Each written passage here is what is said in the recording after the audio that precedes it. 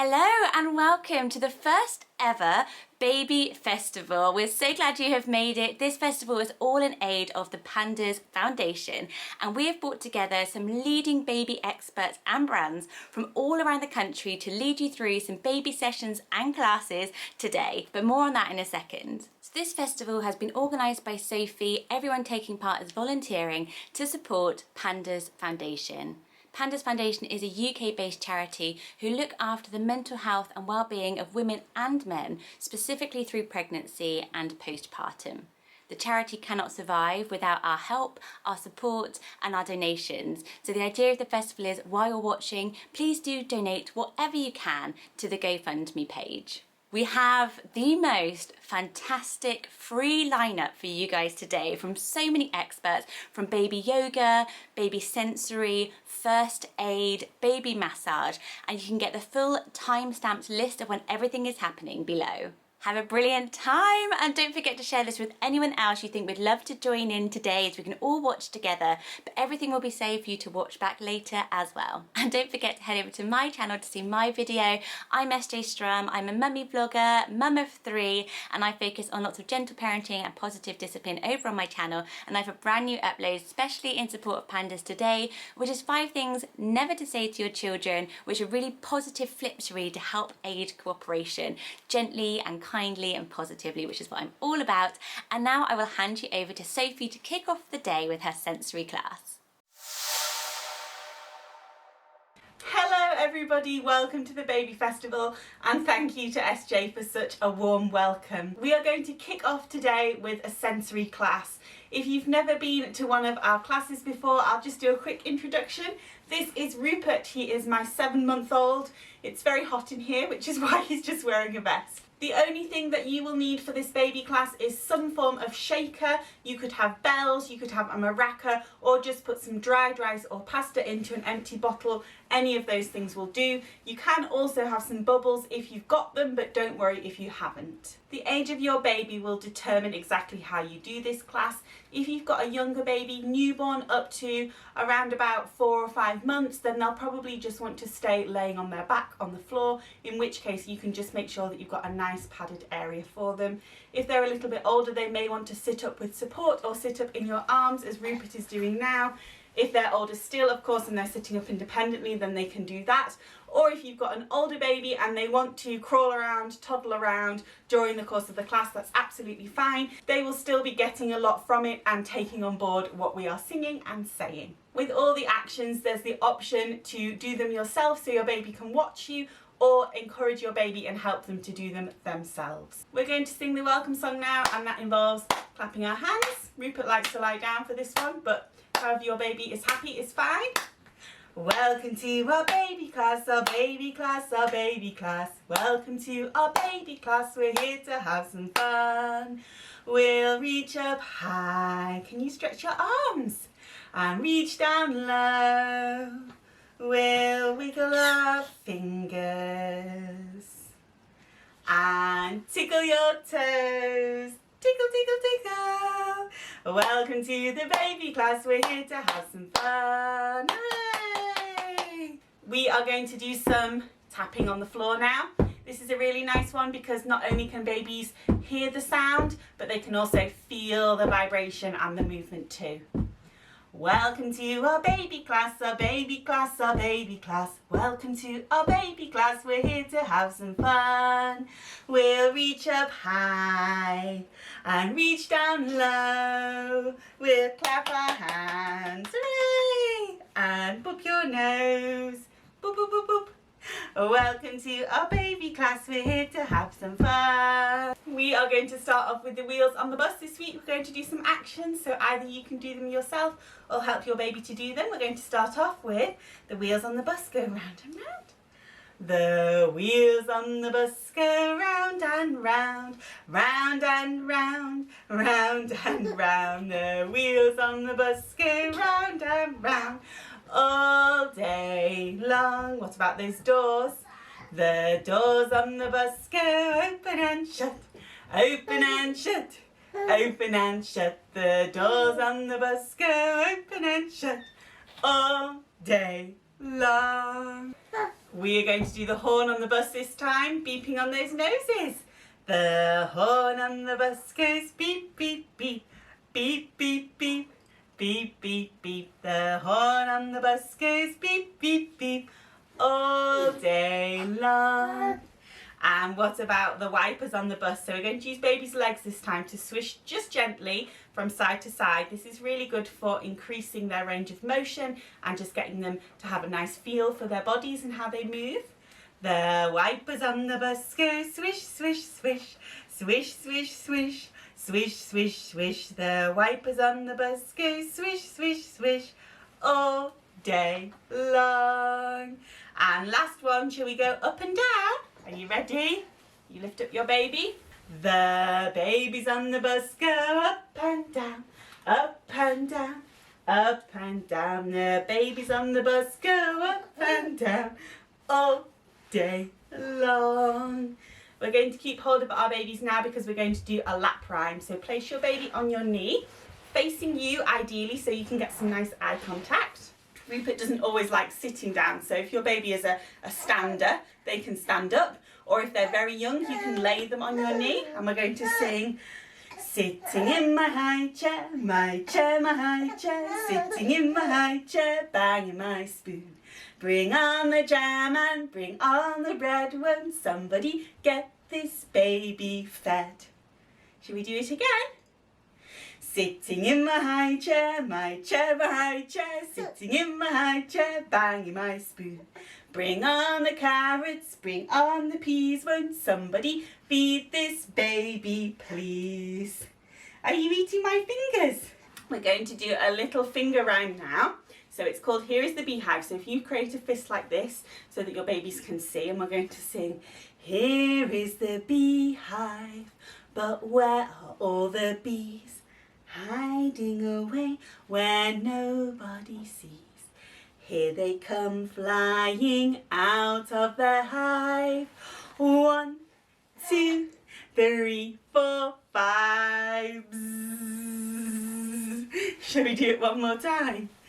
Here is the beehive, but where are all the bees? Hiding away where nobody sees. Here they come flying out of their hive. 1, 2, 3, 4, 5. Is that tickly? We are going to do a little bit of baby signing and singing now. I am going to teach you how to do the signs to the popular nursery rhyme Baa Baa Black Sheep. So I will go through the signs with you first of all, and then we will sing it together before we sing it with our babies. Now when you do sing it with your babies, you just want to make sure that they are sitting in a way that they can see your face, and keep your hands quite close to your face so that they can see your hands and your face in the same picture. So we have got Baa Baa Black Sheep, have you any wool? Yes sir, 3 bags full. 1 for the master, 1 for the dame, and 1 for the little boy who lives, so that's your middle finger, lives down the lane. So we'll do it again, and this time we'll change little boy to little girl at the end. Baa Baa Black Sheep, have you any wool? Yes sir, 3 bags full. 1 for the master, that's the sign for man. 1 for the dame, the sign for woman. 1 for the little girl on your lip who lives down the lane. Let's sing it together. Baa Baa Black Sheep, have you any wool? Yes sir, 3 bags full. 1 for the master and 1 for the dame, and 1 for the little boy who lives down the lane. We will sing it one more time to our babies. This time we will do little girl at the end. Baa Baa Black Sheep, have you any wool? Yes sir, 3 bags full. 1 for the master and 1 for the dame, and 1 for the little girl who lives down the lane. Okay, grab your bells or your shakers. We're going to do a little bit of shaking. Can you hear that noise? So if you shake your shakers or let your babies have a go at shaking them. What's that noise? Shall we shake them all the way up there? Up high, and then we'll shake them down, down, down, down, down, down low. And then we'll shake them this way. And we'll shake them that way. So just have a look and see if your baby can track the movement of your shaker. And we'll go up again. Up, up, up, up, up, up, up, up. And down, down, down, down, down, down, down, down. When they get to about 4 or 5 months, they might start to reach out and try and touch the shaker, or even take it like Rupert has done there. Here we go. Side to side, side to side. This way, that way. Side to side, side to side. Watch it go. And then we're going to do shake and shake and shake and stop. Shake and shake and shake and stop. Shake and shake and shake and stop. And now we'll shake some more. We're going to shake and shake and shake and stop. Shake and shake and shake and stop. Shake and shake and shake and stop. Now we'll shake some more. You might notice with that long pause that your baby starts to smile just at the very end of that pause. That means that you know that they've realised that you've stopped doing the shaking. So that's part of the fun game for them. Let's do quietly and loudly. Are you ready? This is how we quietly play. Quietly play, quietly play. This is how we quietly play when we're making music. Shall we go very loudly? Are you ready? This is how we loudly play, loudly play, loudly play. This is how we loudly play when we're making music. Hooray! And should we do slowly? This is how we slowly play, slowly play, slowly play. This is how we slowly play when we're making music. And now last one is going to be fast. Ready? This is how we quickly play, quickly play, quickly play. This is how we quickly play when we're making music. Hooray! We are going to take our babies on an aeroplane flight now. So in a second I will show you how to do this move. If you suffer with a bad back, then it might not be the move for you. So if that's the case, you can stay sitting down and just rest your baby on your shins. If you don't suffer from a bad back or you want to have a go, then you'll need to rock back onto your back, and I'll show you how to do that in just a second. This is a great move for babies, especially ones that don't like tummy time, because it gives them that time on their tummy, and because they're having lots of eye contact with you, they often really enjoy it. So I've got Rupert on my legs here, and now I'm going to rock back with him. Ready? And we're going to sing. Fly, fly, fly your plane up high. Fly, fly, fly your plane way up in the sky. And we're going to rock side to side. Rock, rock, rock your plane up high. Rock, rock, rock your plane way up in the sky. And then we'll do some bouncing. Do some bouncing. Bounce, bounce. Bounce your plane up high. Hold on tight, don't let go, flying through the sky. And then we're going to come down for a crash landing in a second. So we're going to do 3 big rocks. 1, a 2, a 3, and then whoosh! Down for a crash landing. Oh, and a big cuddle. Keep hold of your babies now, because we're going to do a little lap rhyme with them. We're going to sing 3 little speckled frogs. So we're just going to bounce up and down like this, and we'll sing. 3 little speckled frogs sat on a speckled log, eating some most delicious scrubs. Yum, yum. One jumped into the pool, splash, where it was nice and cool. Then there were 2 frogs on the log, glub, glub. Two little speckled frogs sat on a speckled log, eating some most delicious grubs. Yum, yum. One jumped into the pool, splash, where it was nice and cool. Then there was one frog on the log, glub, glub. One little speckled frog sat on a speckled log, eating some most delicious grubs. Yum, yum. He jumped into the pool, splash, where it was nice and cool. Then there were no frogs on the log, glub, glub. We're going to turn on our bubble machine now and have some bubbles. So if you have your own bubbles, this is the time to get them out and do a little bit of blowing. Bubbles are really great for encouraging babies' eye development and their brain development too. That's because when bubbles are blown, babies naturally want to track their movement with their eyes and see them float across the room. So you will see your baby, even from being very, very young and newborn, being able to use their eyes to track some of the bubbles' movements when they're very close to their face. And as their eye development gets better, they'll be able to track those movements further away, and then of course they'll start being able to reach out and touch the bubbles and have a go at popping them. Oh, look at those bubbles. Look at those bubbles. Shall we sing?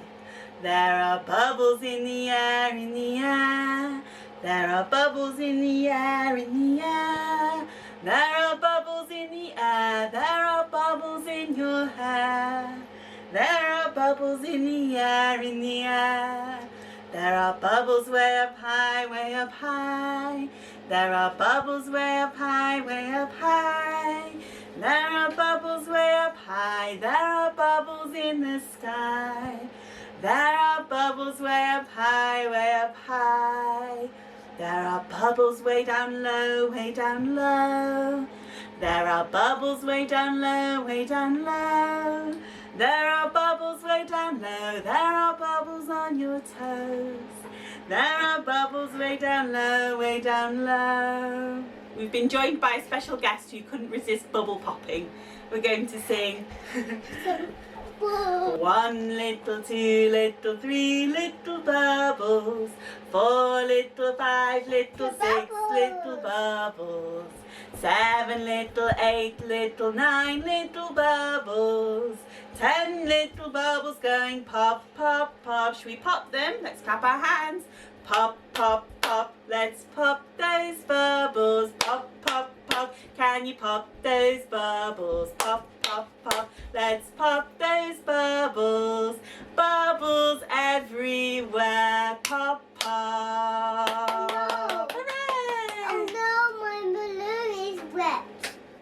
From all the bubble juice. We are going to sing You Are My Sunshine now. If you come to our weekly baby classes, you will know that we sing this song every time at the end of the class.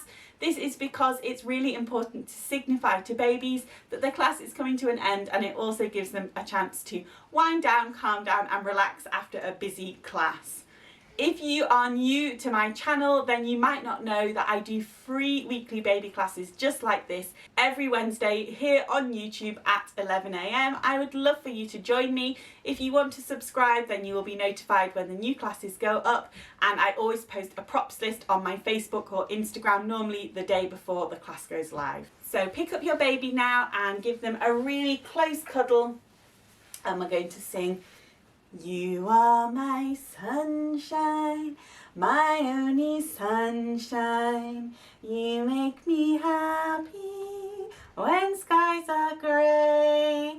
I hope you know, dear, how much I love you.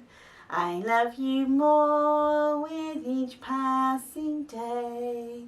You are my sunshine, my only sunshine. You make me happy when skies are grey. I hope you know, dear, how much I love you. I love you more with each passing day. This is one of Rupert's absolute favourite songs, and it really calms him down. You love it, don't you? We're going to sing our goodbye song now, and then I will talk to you just a little bit about how you can donate to the wonderful cause that is PANDAS. Goodbye babies, goodbye mummies, goodbye daddies, we're glad you came to play. Goodbye babies, goodbye brothers, goodbye sisters, we'll see you all next week. Thank you very much for joining me for this sensory class, everybody, and if you would like to come along to our free sensory class next week, then we would love to have you. I do hope that you enjoyed the first of today's classes. We've got so much more to come for you today. Also, interspersed between all the classes and sessions, I'm going to be bringing you some amazing giveaways and discount codes from brilliant companies that have donated prizes in order to help us sponsor the wonderful cause that is PANDAS. The first of today's prizes is an amazing one, and it has been given to us by the wonderful Slumberoo. It is a Beko Gemini baby carrier. This is something that I picked because we have a Beko Gemini baby carrier and I absolutely love it. We've used it with both boys now and it works really well for babies from newborn right up to their toddler years. You can carry them facing you, facing out, on your back, loads of different ways. These retail for over £100, so it really is an amazing prize. If you would like to win a Beko Gemini baby carrier of your choice, and you will be able to go on the website and choose whichever one you like from that range, all you need to do is comment below and say, I would like to win the baby carrier. There's no obligation to subscribe to my channel, to like the video or anything else. All we need you to do is comment below, and then everybody that comments with the sentence, I would like to win the baby carrier, will be entered into a random name generator and their name will be drawn to win the prize. You have until midnight this Friday, the 14th of August, to enter. So all the full terms and conditions are linked in the description down below, as well as the details of the Beko Gemini baby carriers and Slumberoo if you want to head to their website. They have also given us an amazing 20% discount on all the Beko baby carriers. So I will leave the details for that linked down below for you as well. As you know, the reason for today's baby festival is not only to allow us as parents to have some time with our babies and time for ourselves, doing some wonderful sessions and learning new skills, coming together as a community of parents, but also to raise money for the wonderful charity that is the PANDAS Foundation UK. You will be learning more about PANDAS throughout today. They are a charity that supports people with perinatal and postpartum mental health, so that is mental health throughout pregnancy and then in the postpartum period as well. They don't just support mums, but they support dads too, and families of loved ones that are being affected. It's a really tough time to be a charity at the moment because they can't fundraise in the way that they are so used to, and a lot of our charities are really struggling to make the money that they need to support people who still need the support, probably now more than ever. If you would like to make a donation, no matter how big or small, then the details are linked down below in the description, and I will also put them up on the screen for you here. You just need to go to our GoFundMe page, and it's just gofundme.com/thebabyfestival. All the details are on there for you, and you can donate whichever amount you want to. Thank you so much. I am so excited now to introduce my wonderful friend Carla with Basking Babies, who is going to do a baby yoga session for us. Carla has also kindly given 10% off all of her classes and online sessions, and the links for those are down in the description below, as well as all Carla's details so that you can contact her if you would like to. Hello, I'm Carla from Basking Babies. Thank you so much for inviting me to be part of this baby class charity marathon, Mummy Pickles. It's lovely to be involved and to be raising money for such a wonderful cause that is PANDAS. So thank you very much for having me and for allowing me to be part of this. So I'm Carla from Basking Babies. We offer baby massage, baby reflexology and baby yoga classes, and they are all currently live online. Now today I am going to do a baby yoga session for you, which I really hope that you will enjoy with your babies. There are loads of benefits to baby yoga, both for the parent and for the baby. It's fantastic for baby's physical development, specifically thinking about coordination and balance, and it's also really lovely for parents as well. So when you're thinking about rehabilitating the core, thinking about your own balance and coordination, and stretching, and also it's a lovely bit of relaxation as well that we include within our session, and we do focus on breath throughout as well, so some really awesome benefits. But overall, the biggest thing that I'm hoping that you get out of the baby yoga session is just having fun. It's a wonderful activity to enjoy with your babies, and I really hope that you find that from this session. I will try and point out some benefits as well as we go along of any specific moves. So I really hope you enjoy the session with me today. You don't really need anything particularly for the session. Hopefully you've just got enough space in front of you to be able to do some moves on the floor. It would be really lovely if you have a blanket or a towel that you can rest baby on. And in fact, it'd be nice if it was thicker than a towel. It would be nicer if it was more of a blanket, because there are some moves that we're going to do where we're going to raise baby up and then we're going to let their legs drop down. It's just nice if they've got some cushioning behind them to be able to soften that as they come back down. So if you do have a blanket to rest underneath baby, that would be absolutely ideal.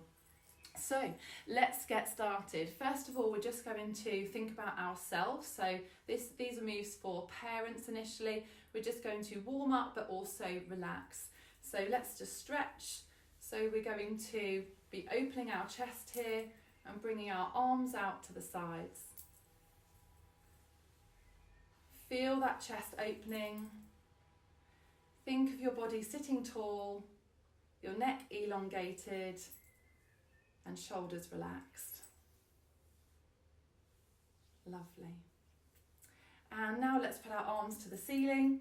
So arms nice and high, and then we're going to twist our torso, look behind us, click our fingers, say, where have you gone? Here I am. Lovely. Always making sure we're engaging with babies. So arms stretched nice and high. We're going to twinkle those fingers as well so that babies can see. And then we're going to twist our torso and we're going to click our fingers, saying, where have I gone? Here I am. Lovely. Let's do that again. So we're going to stretch up to the ceiling and we're going to twist our torso, looking behind us, clicking our fingers. Where have I gone? Here I am. Lovely. And last time on the other side. So arms up to the ceiling, twinkling those fingers. And then let's twist our torso, click our fingers, saying, where have I gone? Here I am. Lovely, really good. Now let's just loosen up.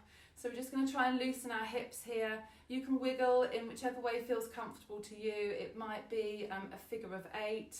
It might just be from going from side to side. You're just trying to loosen up here. And then we're just going to add our arms in as well, just bringing some movement in for baby.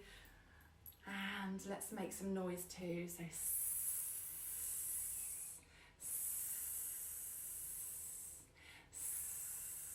lovely, really good. So a little warm up for ourselves. Let's now warm up babies. We're going to start with a little song. So, Mr. Sun, Sun, Mr. Golden Sun, please shine down on me. Oh, Mr. Sun, Sun, Mr. Golden Sun, hiding behind a tree. Boo! These little babies are asking you to please come out so they can play with you. Oh, Mr. Sun, Sun, Mr. Golden Sun, please shine down on me. Lovely, really good. And then we're just going to do a dry massage over baby. So you don't need to have baby with any clothes removed here. You can just stroke over baby's front. And then we're just going to stroke down baby's sides. We're just warming them up, making that initial lovely contact with them and checking they're happy for a little baby yoga session with us. So stroking down their sides and then just stroking underneath their backs. Lovely. And let's extend this move. We're going to move into our back stretch and release. So hopefully you've got something nice and cushioned underneath your baby here. So a nice blanket would be great. So we're going to have our hands going underneath baby's backs. We're going to stroke underneath the backs, but this time we are going to lift baby up so their legs come into the air. Stretch, stretch, stretch, stretch, stretch, stretch, stretch. Oof! and relax. So you just let them go, okay? So we're going to raise them into the air, so we can stroke under their backs, raise their legs up, and then stretch, stretch, stretch, stretch, stretch, stretch, stretch, stretch. Oof, and relax. One more time. Stretch, stretch, stretch, stretch, stretch, stretch, stretch, stretch. Oof, and relax. Lovely. Let's do some hip sequences for baby then. So this is lovely for flexibility into the hips, gives them a lovely spine stretch, stretches their legs, relaxes their shoulders, gives them a tummy massage as well. So loads of benefits from doing some hip sequences. We're going to do hip circles. So we bring the knees into the tummy, and then we just go round one way, and then we go round the other way. Lovely. So knees to tummy, and then one way, and then the other way. Fantastic for their digestion, fantastic for tummy issues there. And let's do a spinal twist as well. So knees into tummy, and then going from one side, and then to the other side. From one side to the other side. So that gives them a lovely back stretch there whilst they're having a tummy massage, which is brilliant. Let's put some of those moves together. So we're going to do our hip circles, our spinal twist, and our back stretch and release into a song. So, ready? Good morning everybody, how are you? Good morning everybody, how are you? Oh, we're happy every day and we're going to stay this way. Good morning everybody, how are you? This time the spinal twist. Good morning everybody, how are you? Good morning everybody, how are you? Oh, we're happy every day and we're going to stay this way. Good morning everybody, how are you? Lovely. Now the back stretch and release. Good morning everybody, how are you? Whee! Good morning everybody, how are you? Whee! Oh, we're happy every day and we're going to stay this way. Good morning everybody, how are you? Whee! Lovely, really good. Let's do a familiar song. Let's do If You're Happy and You Know It, and we'll just put some lovely moves with it. So, if you're happy and you know it, stretch your legs. Whee! If you're happy and you know it, stretch your legs. Whee! If you're happy and you know it and you really want to show it, if you're happy and you know it, stretch your legs. Whee! Lovely. If you're happy and you know it, touch your nose. Now we only go as far as baby can go, okay? We're not going to force it. We're just moving towards the nose. Some of them will easily be able to touch, others will be further away. It's not a problem at all. So, if you're happy and you know it, touch your nose, only as far as you can go, beep, beep. If you're happy and you know it, touch your nose, beep, beep. If you're happy and you know it and you really want to show it, if you're happy and you know it, touch your nose, beep, beep. If you're happy and you know it, wiggle your hips. Let's do those hip circles. If you're happy and you know it, wiggle your hips. If you're happy and you know it and you really want to show it, if you're happy and you know it, wiggle your hips. Lovely. If you're happy and you know it, tickle your tummy, whee! If you're happy and you know it, tickle your tummy, whee! If you're happy and you know it and you really want to show it, if you're happy and you know it, tickle your tummy, lovely. Last one. If you're happy and you know it, clap your feet, hurrah! If you're happy and you know it, clap your feet, hurrah! If you're happy and you know it and you really want to show it, if you're happy and you know it, clap your feet, hurrah! Well done babies and well done parents, that's fantastic. Let's do a little bit more for ourselves now. So we're going to try to come up onto all fours. So an all four position, this is what we call the cow pose, so just a nice relaxed all four position from here. We're going to make sure that our hands are underneath our shoulders and our knees are underneath our hips, so we're in a nice stable position. From this position, we are going to relax our heads down, we are going to tilt our pelvis, so we drop our heads, we tilt our pelvis, and we start arching our back. So we're now into what we call the cat position, and then we come back into our cow, and then we drop our heads, we tilt our pelvis, and we come into our cat position where we feel that lovely stretch.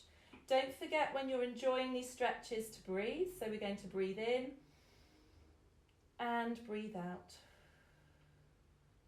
And let's release again. And let's do one more. So we're going to come into our cat position. So drop our heads, arch our backs, and breathe. Breathing in and breathing out. Lovely, and release back into your cow. So from here, if you're feeling balanced, you're feeling stable, and you want to extend this, then what you can do is you can take one leg and stretch it out behind you. So you just choose whichever leg you want to go for, and you just stretch it out behind you. Feel that lovely stretch. So the ball of my foot is on the floor, and I'm going to breathe. So breathing in and breathing out. Breathing in and breathing out. So this move is not only great for stretching your legs, it's actually great for your core rehabilitation as well. So let's now do the same with the other leg. So taking the other leg out behind you. The ball of the foot is on the floor. My hands are still underneath my shoulders, and I'm going to breathe in and breathe out. Breathing in and breathing out. Well done. Now just return to that central position, to that cow position. This time you're going to sink back onto your heels with your bottom. So sink backwards. And from here you're going to enjoy coming over your baby. So maybe you're going to nestle your head into baby on the way up. Maybe you're going to kiss them all the way up. We're going to come up over baby. Kiss, kiss, kiss, kiss, kiss. And then we're going to come into our cat position, feel that lovely stretch, and then sink back down. Again, you're feeling a lovely stretch here. This is actually what we call a child's pose. And then you're going to come over baby and into that cat position again to feel the stretch. Now just do this in your own time, just enjoying the stretch. Coming up and over baby, enjoy baby as you come up over them. Feel the stretch of the cat at the top, sink back down, and you can just enjoy this for another couple of moves. But just make sure that you are breathing as you are doing this, okay? So making sure that you're breathing in and breathing out. Lovely, breathing in and breathing out. Lovely, I hope you've enjoyed that one. It's a lovely stretch for mums, and babies usually enjoy it as well because they're watching exactly what you are doing. So from here, let's see if we can get babies to the moon. So if you can get yourselves into a seated kneeling position and have babies on your lap, I'll just explain where we're going to try to go with this move. We're going to try to get baby up in the air. So we are going to bring ourselves up onto our knees, holding baby in a lovely chest hold here so they're nice and firm and secure. And then we are going to raise baby up into the air.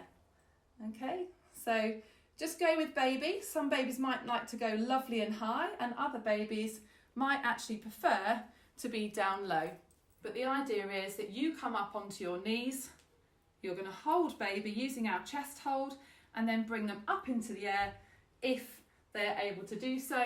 And if they're younger or if they don't like it so dynamic, then you can just hold them close. That's absolutely fine. Okay, let's do our little song then. So, zoom, zoom, zoom, we're going to the moon. Zoom, zoom, zoom, we'll be there very soon. 5, 4, 3, 2, 1, zoom! Lovely, I hope babies enjoyed that. Okay, from here we're going to come up to a standing position, and we're going to enjoy doing some dips and some swings. But we have to get ourselves up to a standing position nice and safely. So let's hold babies in a safe position. Let's use our banister arm across their chests and keep them nice and secure to our bodies.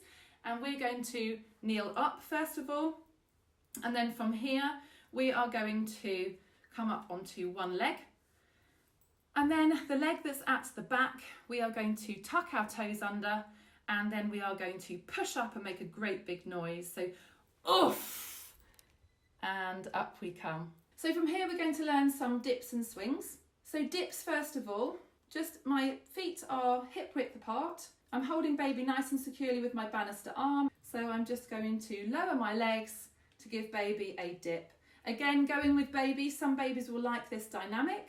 So you might go 1, 2, 3, dip. 1, 2, 3, dip. 1, 2, 3, dip.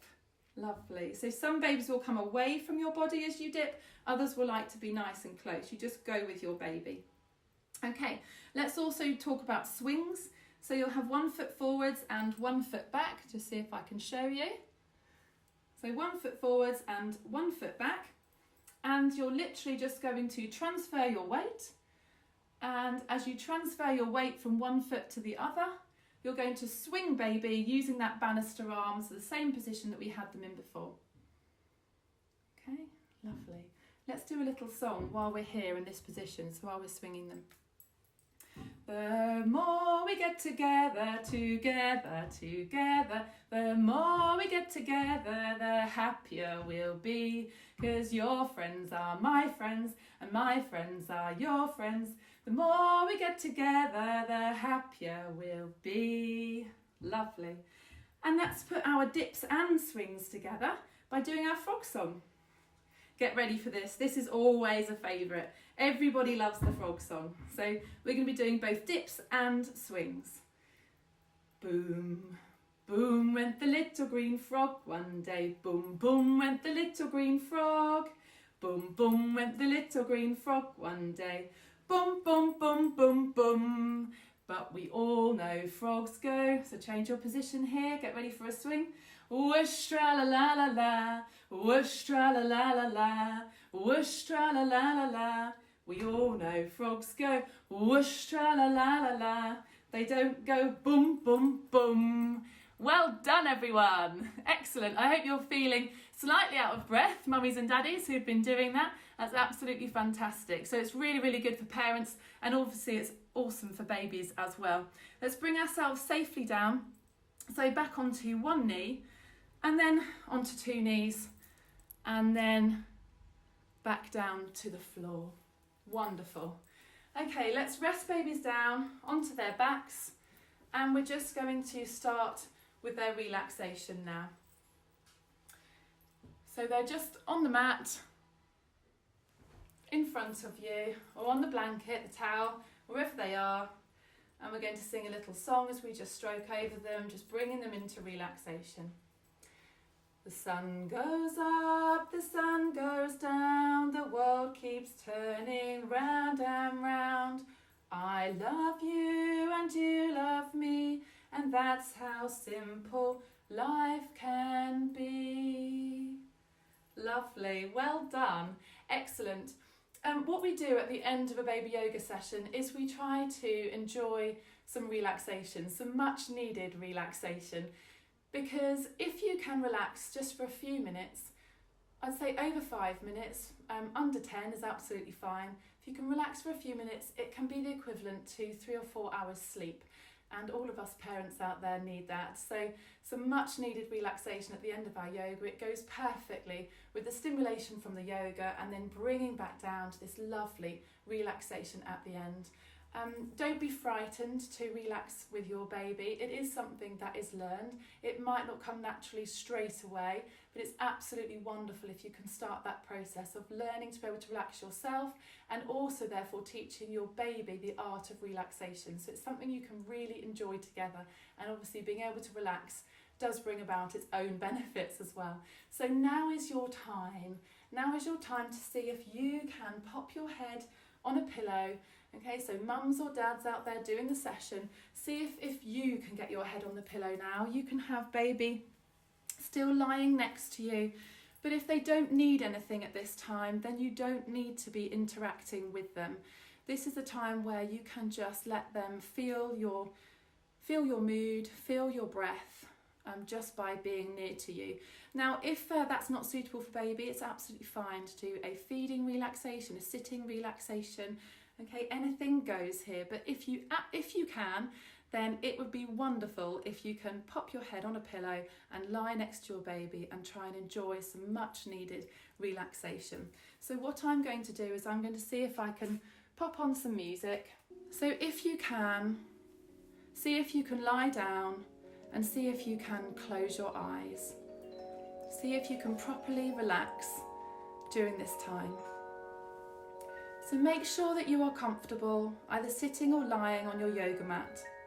This relaxation session will relax all your muscles and help you to forget your worries. Close your eyes and breathe in. And breathe out. Concentrate on your breath coming in and then leaving your lungs. Breathing in and breathing out. Make your next breath a little deeper.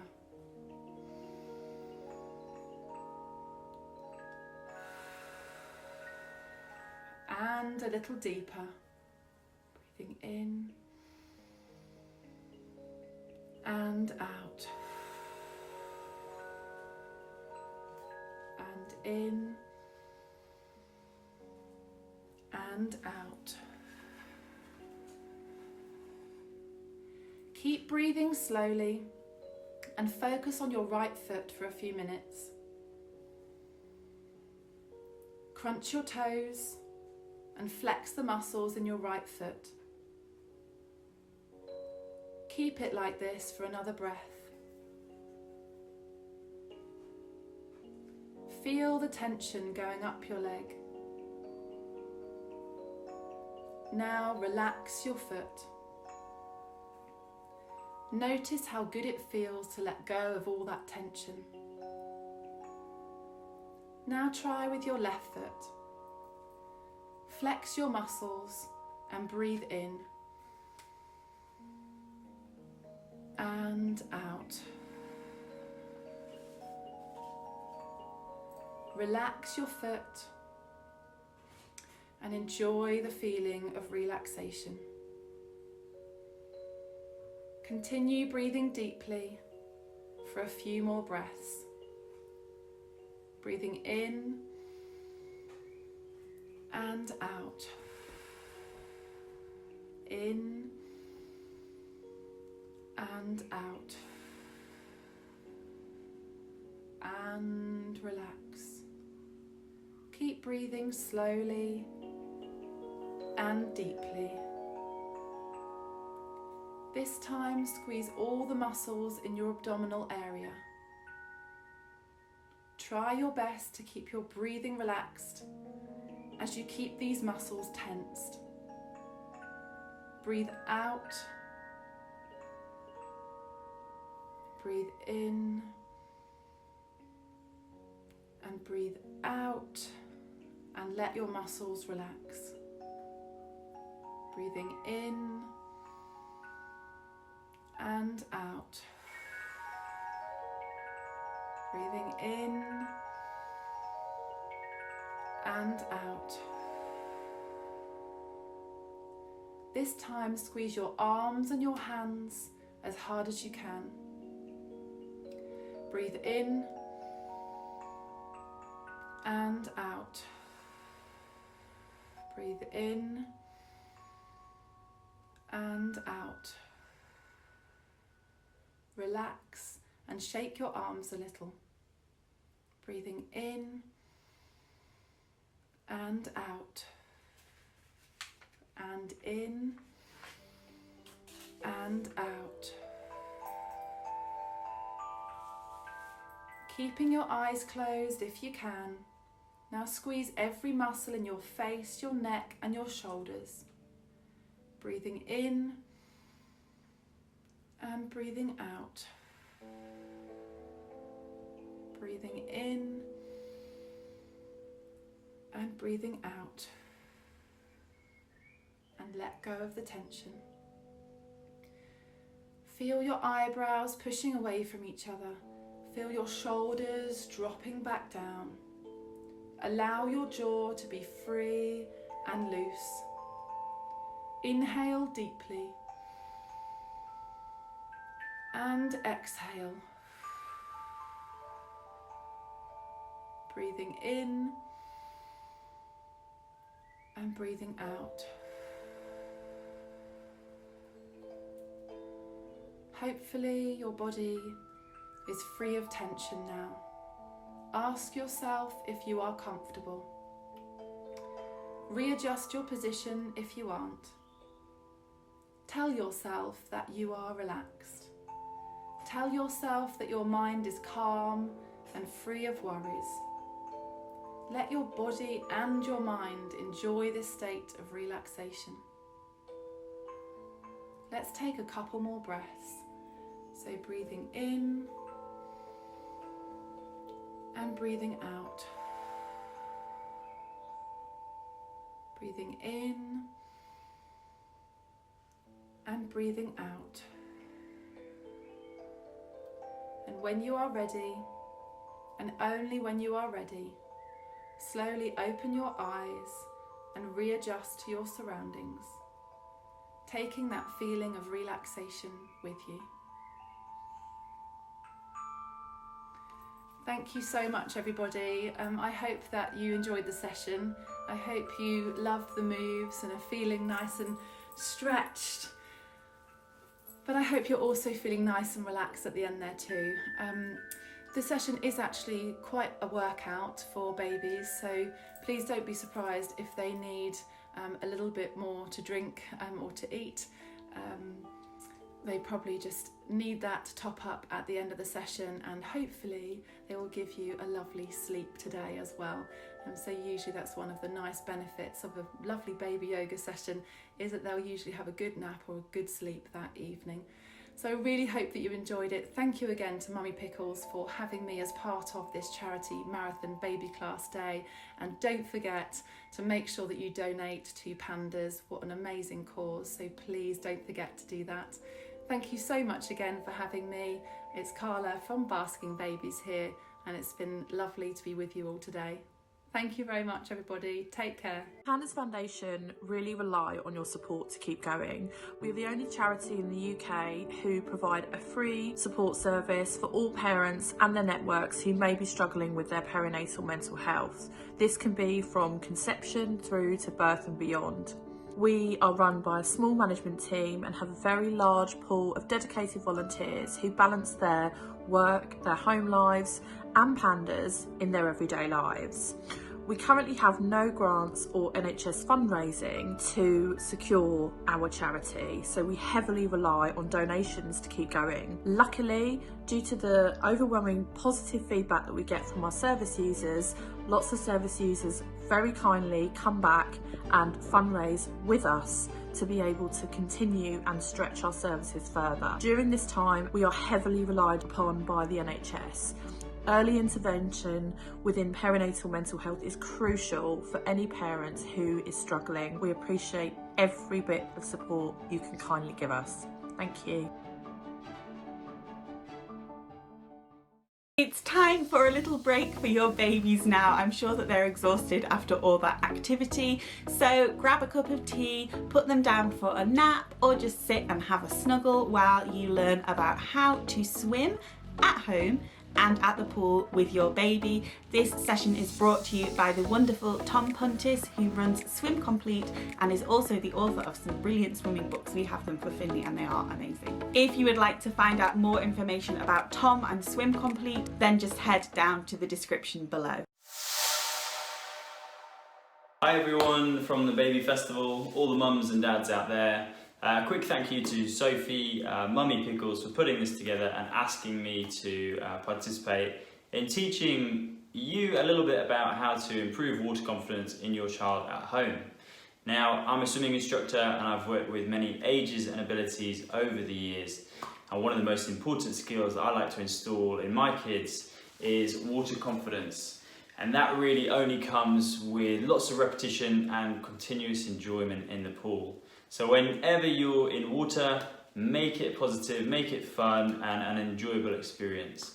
And that can start from as soon as they're born. Previously to them being born, they've spent 9 months surrounded by water. So the earlier you can get them into water, the happier I'm sure they'll be. Start them in a very small baby bath, very small, just big enough for them to lie down in there. And I've got my assistant today. Unfortunately, I don't have a real baby, but for now, I do have my model. Ta-da! So we're going to practice together.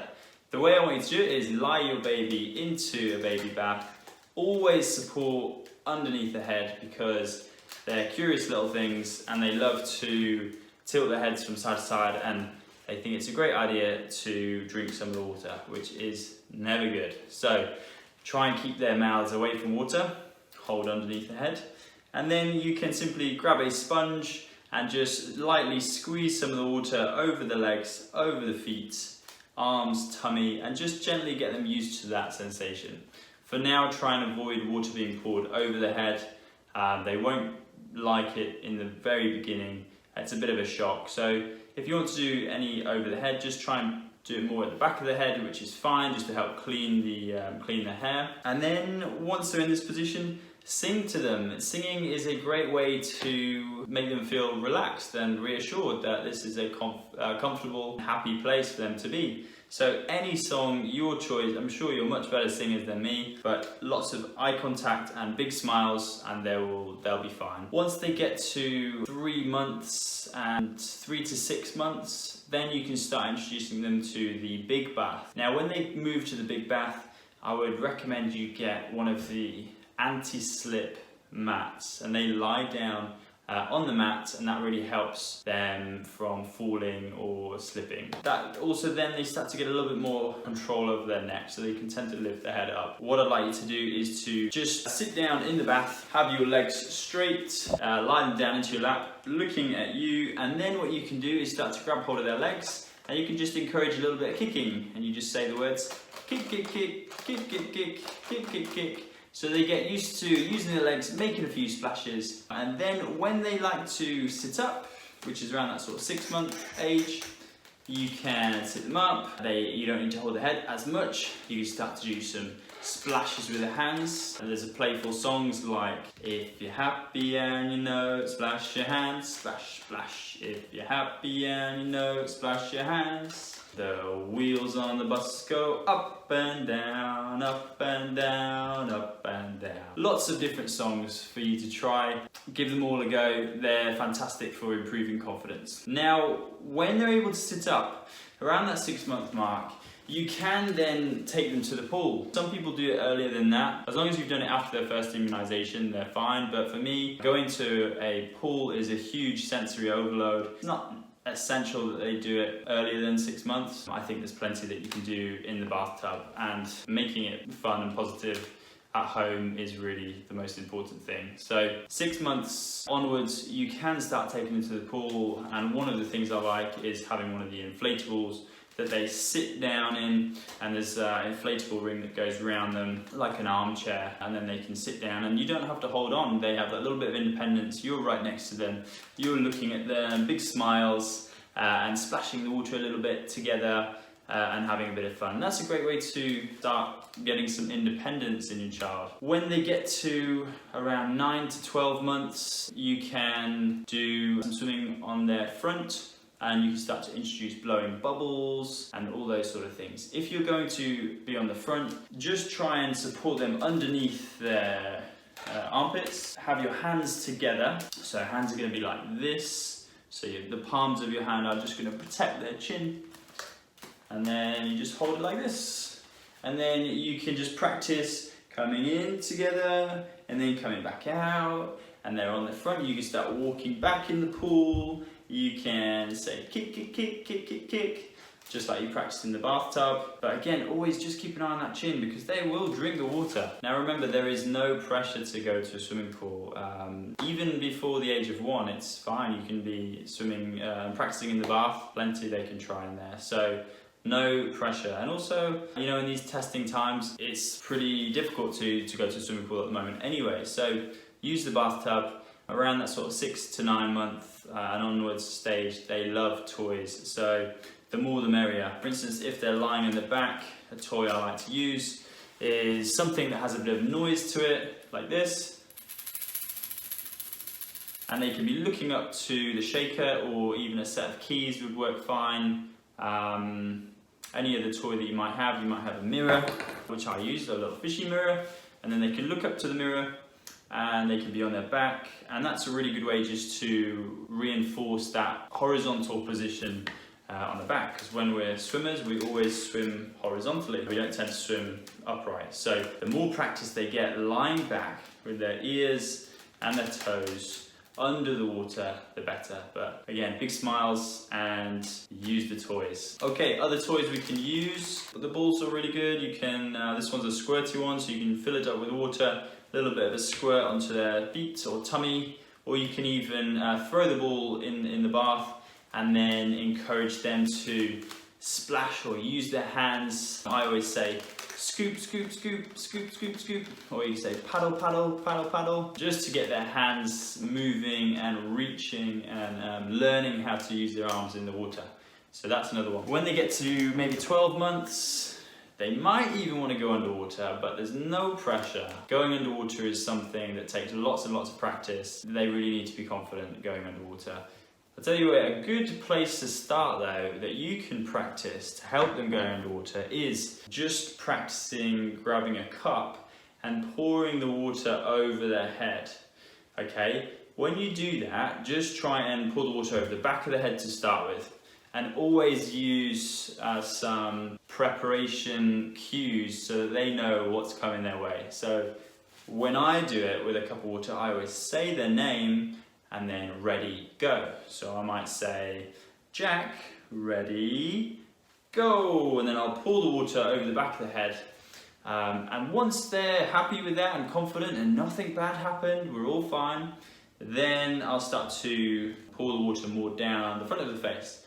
And again, if you're scared about it, if you're nervous, they'll pick up on it. So be confident, just do a quick little shower of Jack, ready, go. Whoosh. Down it goes, and then leave it there, back to some splashing, or grab another toy. If ever they are a bit unsure, these are great distractions, so just have that in the water, have a little play, and then go back to the cup. And once you've done it a few times and it was just a quick trickle of water down the face, then try and do one that goes for maybe 2 seconds or 3 seconds. And my standard is to try and do it for 5 seconds. So they learn to hold their breath and the water trickles comfortably down the face. And if they do it, big smile, wow, well done, that was fantastic. And then we change activity, we get another little toy to play with and keep it fun for them. So if they can happily have water going over their head and their face for 5 seconds, then they're ready to go underwater. But that's something you can practice way down the line, and with a confident swimming instructor in a sort of safe environment is really ideal. Until then, practice with the cups of water in the bath, absolutely fine. Okay, so that is a short and sweet video on what to do with your baby through the different ages up to around 12 months. Now I'm going to give you 3 top tips of how to keep them confident in the water. So top tip number 1 is be happy, be confident. They will be feeding off of your body language and your signals. That's why I do a lot of singing in my lessons, even though I'm not the greatest singer, that's for sure. Sorry for the mum and dads in my classes, but it's reassuring, it's soothing. They pick up on everything's fine, we're all calm, it's going well. There's nothing to be afraid of. Tip number 2, use toys. We've got the rings, we've got the shaker, we've got the ducks. You can have watering cans, you can have sponges, you can have things that light up. You can bring one of their favorite toys into the bath. You can have some music on, all those sort of things. Make it a fun sensory experience. And then tip number 3, the last tip, which is a little bit of promotion for myself. As well as being a swimming instructor, I've also created my own series of waterproof swimming books, which are fantastic for mums and dads to teach their little ones when they're around that sort of 15-month age, and they're a bit more interested in following along a story and instructions. Then you can use these books, and I've created them just like I would a swimming lesson They're all progressions from one to the other. So we have a level 1, level 2 and level 3. And when you look through the books, they have fun little story and then lots of activities like splishing and splashing, blowing bubbles and having water poured over the head. All the skills that I think are really important for creating water confidence, and they all progress. And once they've gone through one book and you think they're really confident at the skills, then they are awarded with a very own certificate. So these are all things to look forward to when they get a little bit older. Lots and lots of fun. And you can find them on my website and you can find them on my Instagram, which is swimcomplete.co.uk or Instagram swimcomplete. If you've got any questions or you'd like to know any more information about swimming or teaching kids, I'll be happy to answer them. My name's Tom and thank you so much for listening. See ya! Hello everybody, Sophie from the future here. I am just popping on because we have got a few extra prizes to give away for the Baby Festival, which I'm so happy about. So the first of the prizes is actually a set of Tom's Swim Complete books. As I mentioned before the session, we actually have these books for Finley. They were kindly gifted to us by Tom, but honestly, they are absolutely brilliant. Finley loves them. He asks for them every single night, and they're great as well. Sometimes with some of these kind of books, the stories can be a bit lacking with the educational kind of books, but these are brilliant. They've got little rhyming stories. If you would like to win these books, then all you need to do is comment down below saying I would like to win the swimming books. The competitions are open now until Friday, the 21st of August at midnight, when we will randomly draw the winner. All the other terms and conditions are available in the description down below, along with all of Tom's details if you want to buy a set of the books for yourself. Make sure that you stay tuned to a little bit later in the festival when I will be giving away another really brilliant prize. Next up is Katie from Baby Reflex, and she is going to talk to us about the benefits of using reflexology on your baby, as well as giving us a reflexology class for our babies. So if you have your baby with you now, you don't need anything in particular. You don't need any oils. Reflexology can be done dry. I'm told that they don't even need to take their socks off. So all you need is you and your baby, and I do hope that you enjoy this session. If you would like to find out more information about Katie and Baby Reflex, then just head down to the description below. Hello and welcome to your Baby Reflexology class today. I'm Katie and I am the director and owner of Baby Reflex. Baby Reflex is a CPD provider. We teach qualified reflexologists the baby and toddler reflex techniques. We have been established for about 17 years, so a long time. We're not a franchise, which means that our practitioners are able to run their classes and they have a little bit more creative freedom with how they do that. They're also, as qualified reflexologists, able to create bespoke and tailored treatments to suit the needs of you and your baby. We're not a one-size-fits-all approach here. So if you do have any specific needs or concerns, or like something a little bit more different, a bit more bespoke and tailored to you and your little one, then our practitioners are able to do that, which is fantastic.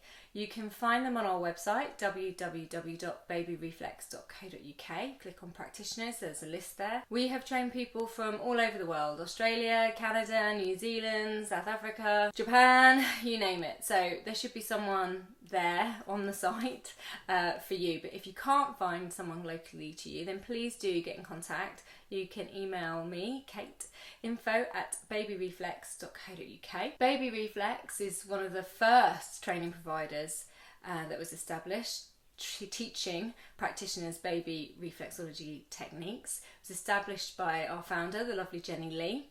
And Jenny carried out some pilot research studies in the early days, in the early 90s, looking at the effects that reflexology has on childhood asthma. It was from these pilot studies and results that she got from these pilot studies that she decided to create Baby Reflex. We know that the first 1001 days of a child's life are effectively its blueprint. They are the most important. It's really important that we get that right. And research has shown that establishing positive, regular touch helps to create future stable foundations for that child. We know how important oxytocin is, and oxytocin is released not only from the person who is receiving the touch, but also It's released into the system of the person who's giving the touch, and we know how beneficial this is. It can help protect against inflammation in the lymphatic system. It's our happy love hormone. It generates all of those amazing, wonderful, loving feelings, which will help with bonding, aids the well-being of baby, and helps aid sleep. It's non-invasive, it's drug-free, it's a natural therapy. So loads and loads and loads of wonderful, wonderful benefits. And really important that you try to do it daily on a regular basis. For our techniques, we say roughly about 5 minutes per session. So not a huge amount of time, but the difference that will make will be super, super important. So babies are incredibly receptive to touch. They are much more open. They don't come with preconceived ideas about what reflexology is and what it's going to do for them. They just love the touch, the interaction with their parents, the smiles. We know how important smiling is. It helps to grow our baby's brain.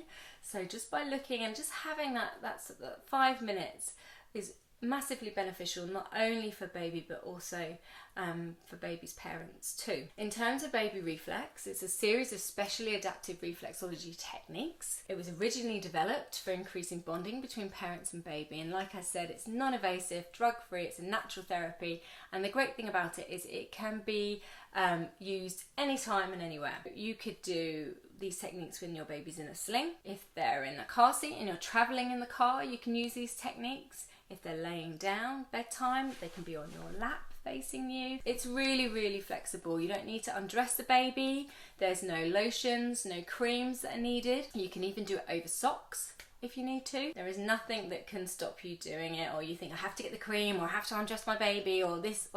It makes it really accessible to everybody, really. Today I'm going to do just a few techniques with you, some quite simple ones. We're going to look at some sleeping and comforting techniques. These are going to be great for bedtime. A couple of things to remember: that no treatment should last is about 5 minutes. If you go a bit over, or if baby really enjoys it, then that's fine. What you might find is because babies have really strong grasp reflexes on their feet, that actually it will take time. Now, when you're doing baby reflexology, it really is a collaboration. Baby is going to be constantly moving their feet. They're going to be curling their toes. So access can be difficult at times, and it requires patience. So for these 5-10 minutes, I'm going to need you to be present. I'm going to need you to be patient, and it's a collaboration. Babies will let you know if they don't want to give you a foot, or if they're not enjoying a certain aspect of it. Watch their cues. This is your time to really observe what your baby's telling you. So if they're turning their head away, if they're pulling their feet, they're giving you the signals that they're not happy, they don't want it to continue, and you need to respect that. Nothing should be forced. If you're pulling and trying to hold on to your baby's feet, you're just going to create this negative memory. So when you go to do it the next time, they're not going to play ball. You can still stay connected to your baby's feet. So if they're moving, you can hold their heels and you move with them. Or you might want to just gently rest their legs down, and they'll continue to move their legs. And then what you'll probably find is they will offer out their foot again to you for you to take and continue. So it really, even though it's sort of roughly 5-10 minutes, it could take you longer than that, because like I said, there really is this back and forth. Now, the more you do it, and as they grow, those grasp reflexes will lessen. So it just becomes a little bit more easier. But the more you can implement this into your daily routine, the better. And it's something for you and your bubba. It's your quiet time, especially if you've got other children. So I've got 3 children. And I use all these techniques on my children as they were growing up. My youngest is now 5, and I still use these techniques, and I just find that I end up sitting in each of their bedrooms at night time, and we do a little bit for each of them. But it's just, it's 5-10 minutes, and it's just that time for me to be with them without any disturbances or disruptions from the other children. So I can't stress enough how wonderful these techniques are, and how lovely it is if you can establish it into a regular routine. And I also know how difficult it is and how busy life is. But once you get yourself set in a routine, then normally that routine is set for a very long period. Now remember, reflexology is not a substitute or an alternative for conventional medicine. If you have any concerns regarding your baby, you need to seek medical advice. Go and see your GP, okay? We are a complementary therapy. This is all about touch and all about bonding. That is the most important thing, releasing that oxytocin and connecting with your baby. That is going to be the most beneficial thing that you and your baby will get out of this. So this is not an alternative and it is not a substitute too. We always say wait 48 hours after a vaccination. This is just to allow the vaccination to do what it needs to do. But these techniques are really lovely for you to do before your baby has a vaccination. So there's been a little bit of research, you'll be able to Google it, about the benefits of giving babies reflexology before they have a jab and how it can help with pain relief. Okay, so in reflexology we tend to work the points 3 times, but like I said, if there's a particular point that your baby really loves, just go with it. You know, trust your instinct. You know, you are the expert with your baby. Nobody knows your baby better than you do. If you can just take a few minutes, a few seconds just to do a few deep breaths, making sure that you're ready, releasing the neck and the shoulders. If you're breastfeeding or bottle feeding, you know, sometimes our posture goes because we're like this. Sit back, put the shoulders down, gently move the neck from side to side, stretch out the neck, just really gently. Take a few deep breaths in through the nose and out through the mouth. Making sure that the out breath is longer than the in breath because that really helps to relax our diaphragm and helps with calming. So breathe in.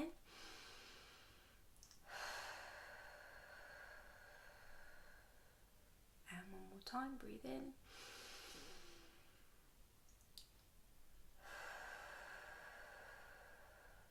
Just set the intention.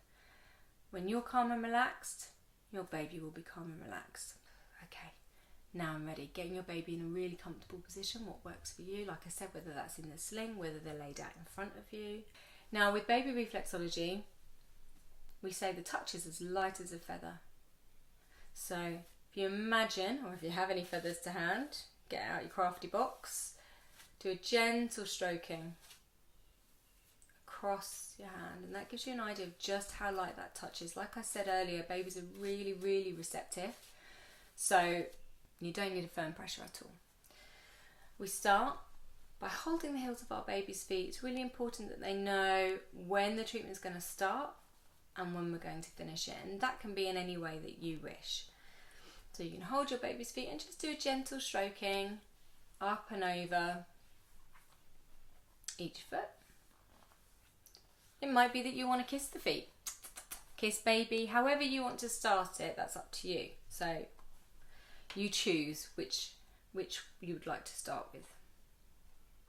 So once you've relaxed baby, you're relaxed. Taking that time. Gentle up and over stroking. Now, the first technique we're going to do is our spine stroke. So in reflexology, we believe that the medial edge of the foot, going from the side of the toe right the way down to the heel, represents our spinal area on our bodies. Okay, now we know all the nerves that run off of our spine, and this area is really great for trying to calm and relax our nervous system. Okay, so when our sympathetic nervous system kicks in, we want to make sure that we're trying to calm that down, and this is really great for bedtime as well, just completing the day. So holding the heel of your baby's foot, it's really important that they feel supported. You take their weight. You can use any finger that you feel comfortable with. All babies' feet are different shapes and different sizes, so it might be that you want to use your forefinger and do a gentle stroking down. It might be that you want to use your thumb. It could be that you've got a teeny tiny baby and you want to use your little finger. That's absolutely fine. Just that gentle stroking. They really enjoy this one. Down the spinal reflex area of the foot. And once you've done that, take the other foot if you can. Sometimes they won't give you their other foot for whatever reason. You just need to respect that. And it could be that when you do it later on in the day or the next day that you start with the other foot. To kind of even everything out. Do that gentle stroking. Now, if your baby really enjoys that movement, there's another movement that you can do on that area as well, which is some light circular movements. Just circling all the way down from the side of the big toe, taking in right the way down to the heel. And again, if you can, do the other foot. Remember, baby's going to be moving the whole time. They're going to be moving their feet. It's a new sensation for them. So you'll see their eyes lighting up and they're wondering, oh, what is that? Okay, the more you do it, the more they will get used to that touch. And you'll find eventually they'll be giving you their feet. So say, come on, mum, do my feet. So we do that stroking. All circular movements all the way down. So that's a really nice one to start. The next technique we're going to look at is our diaphragm. So a diaphragm, and in sort of tucked under by a diaphragm, we have something called a solar plexus. Okay, and the solar plexus is really good for calming and balancing. Now, where that is on the foot, you'll see a natural line, difficult to see on my little squidgy feet, on your baby's foot. It's a natural curve of the foot. You'll see it kind of rise up and down. Quite often, babies have like a little cross on their foot, and that gives you an idea of roughly where the solar plexus sits. They have like little markings on their feet. So take some time to find that point. So if you see where it is on the foot, you'll see that natural line, and it kind of goes up to a point and down. You'll be able to sit on your own feet. So if your baby's sleeping at this point and you want to have a look at your own foot and see if you can find it on your own foot, take some time, take your sock off, have a little look. That's just that line there. Okay. And we're going to do a couple of movements on here to really make sure. So we've worked that spinal reflex to really help to calm and settle our nervous system. Then we're going to work the diaphragm. It's going to help for breathing, regulating breath, and also calming and balancing. And we're going to do like a windscreen wipe here. It's another stroking movement across that point. So just going back and forth really gently, remembering your baby will be moving. They'll be moving their feet. That's absolutely fine. Go with it. It might be that you do one stroke, they pull their foot away, then they'll bring their foot back, and then you go back and you do another stroke. It really does take time, and that's absolutely fine. Okay, and then ideally go to the other foot. It could be that they've pulled, you've done it a couple of times on one foot, they've pulled it away, but then they give you the other foot. So you just go to the other foot and do that gentle, remembering to smile. Sometimes when we're learning a new skill, we're concentrating really hard, and it's remembering to just loosen up the face, because baby's watching. Is mummy happy? Is daddy happy? What's going on? Is this good? Is this bad? So just remember to just keep smiling and talking to them. Tell them what you're doing.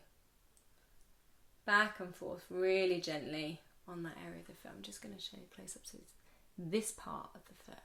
And you will see that lines and those markings. If you look at your own foot or if you look on your baby's foot, there will be those markings there. Okay. Then to finish off this movement, we're going to look at the solar plexus. So like I said, that's kind of tucked up in the diaphragm. You can feel where your rib cage kind of goes up to a point, and when you see it on the feet, like I said, there tends to be that blue that's like a curvy line that goes up to a point. Quite often there's a little cross on baby's foot where you can find the solar plexus. When you found that point, you're going to place your thumbs holding the heels of baby's feet, and you're just going to do some light circular motions in the centre of that point. It could be that you want to do one foot at a time. You feel more secure and comfortable doing it that way, or baby prefers it. And then you can change on that point. Okay. So 2 really lovely techniques for calming and balancing. And then the next technique that I'm going to show you is going to be just under the pad of the big toe. So if you've got your pad of your big toe, in reflexology, this little part here, we believe represents our neck area. Okay. And we also know that the vagus nerve runs from the brainstem right the way through the neck down into the abdomen. And our vagus nerve is also really good for helping to calm the nervous system. So when our nervous system kicks in, that fight or flight, then the vagus nerve is really, really good at calming that down. So you'll see there a little lip, and it really is a kind of tucking under on that point and a flicking away, tucking and a flicking, tucking and a flicking, and just gently do that 3 times on each side. Now you'll find they'll be moving and curling up their toes. That's completely natural. So it might be that you do 1, baby curls, releases, you do another, baby curls, releases. It just takes time. But another excellent technique for helping to calm and relax. So really, really good for bedtime, or when baby gets distressed and they're coming out of a little meltdown, they feel a bit upset. You can just use these techniques to help calm them down.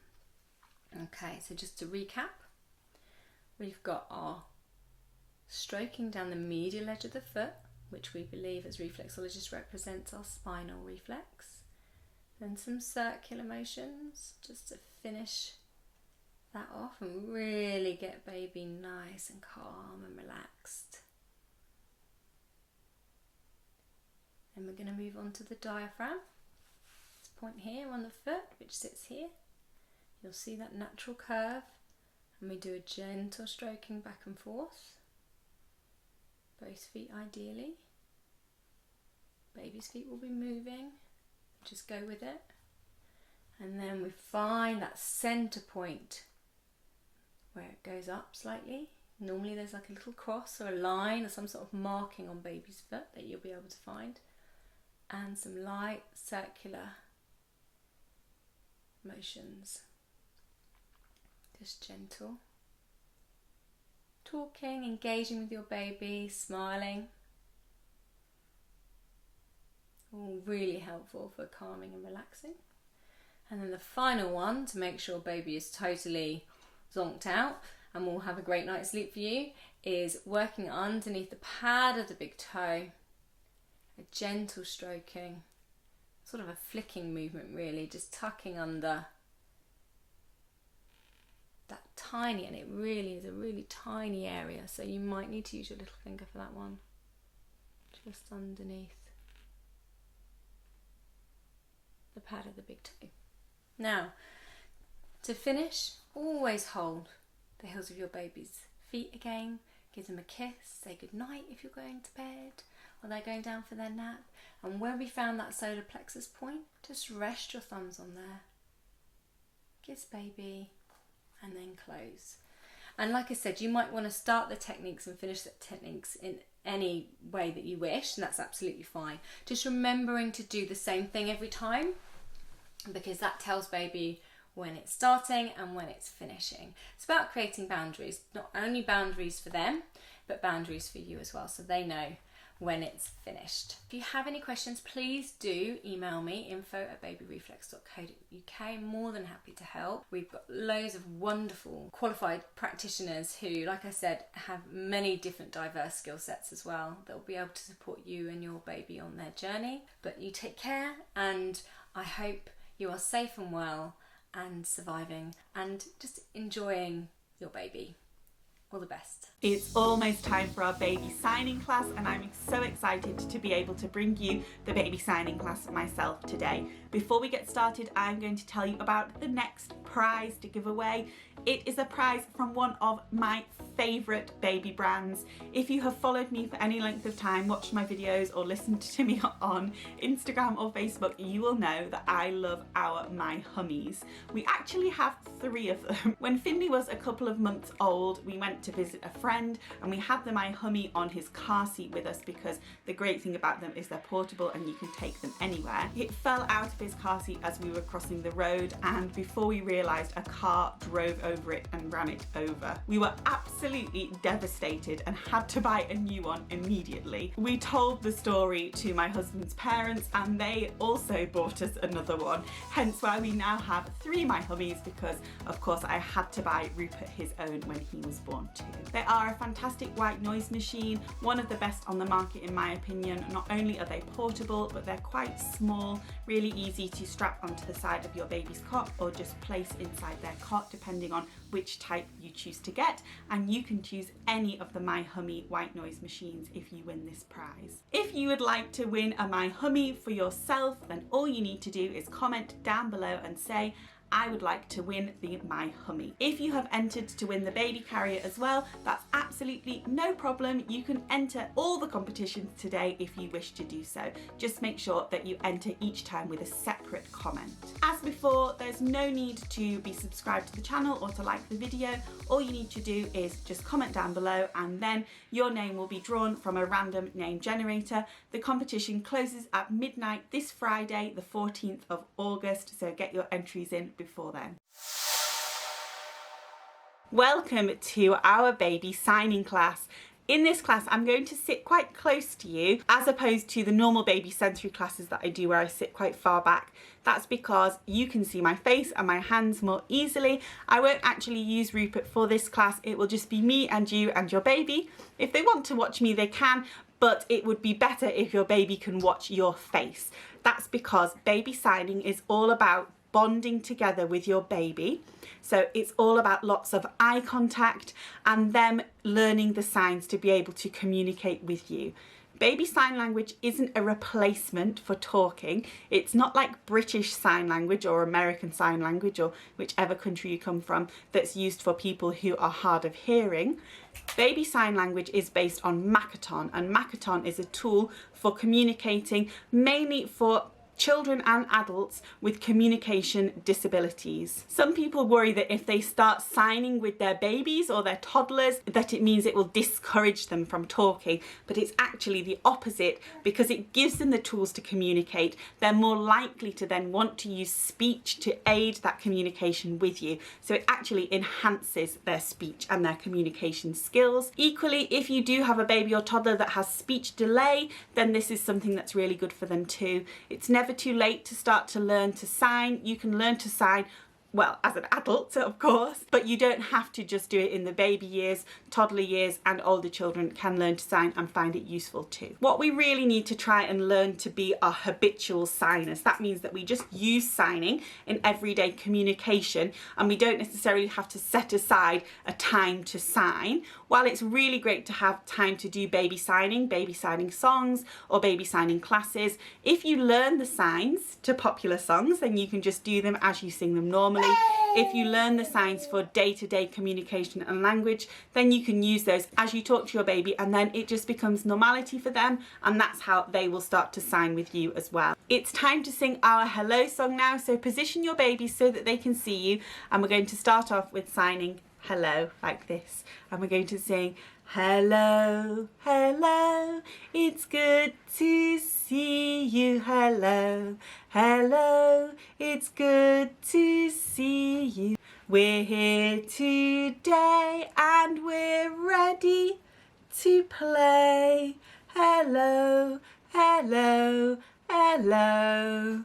And one more time.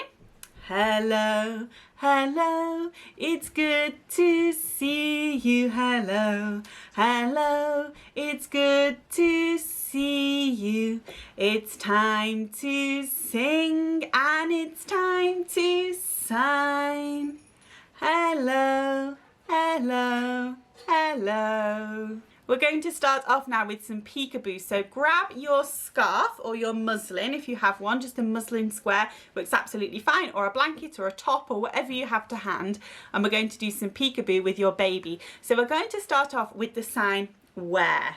That's a really great sign for your babies to learn and for you to learn as well. Where. So we're going to sing, where is baby? Where is baby? You can replace the word baby with your own baby's name if you like. Where is baby?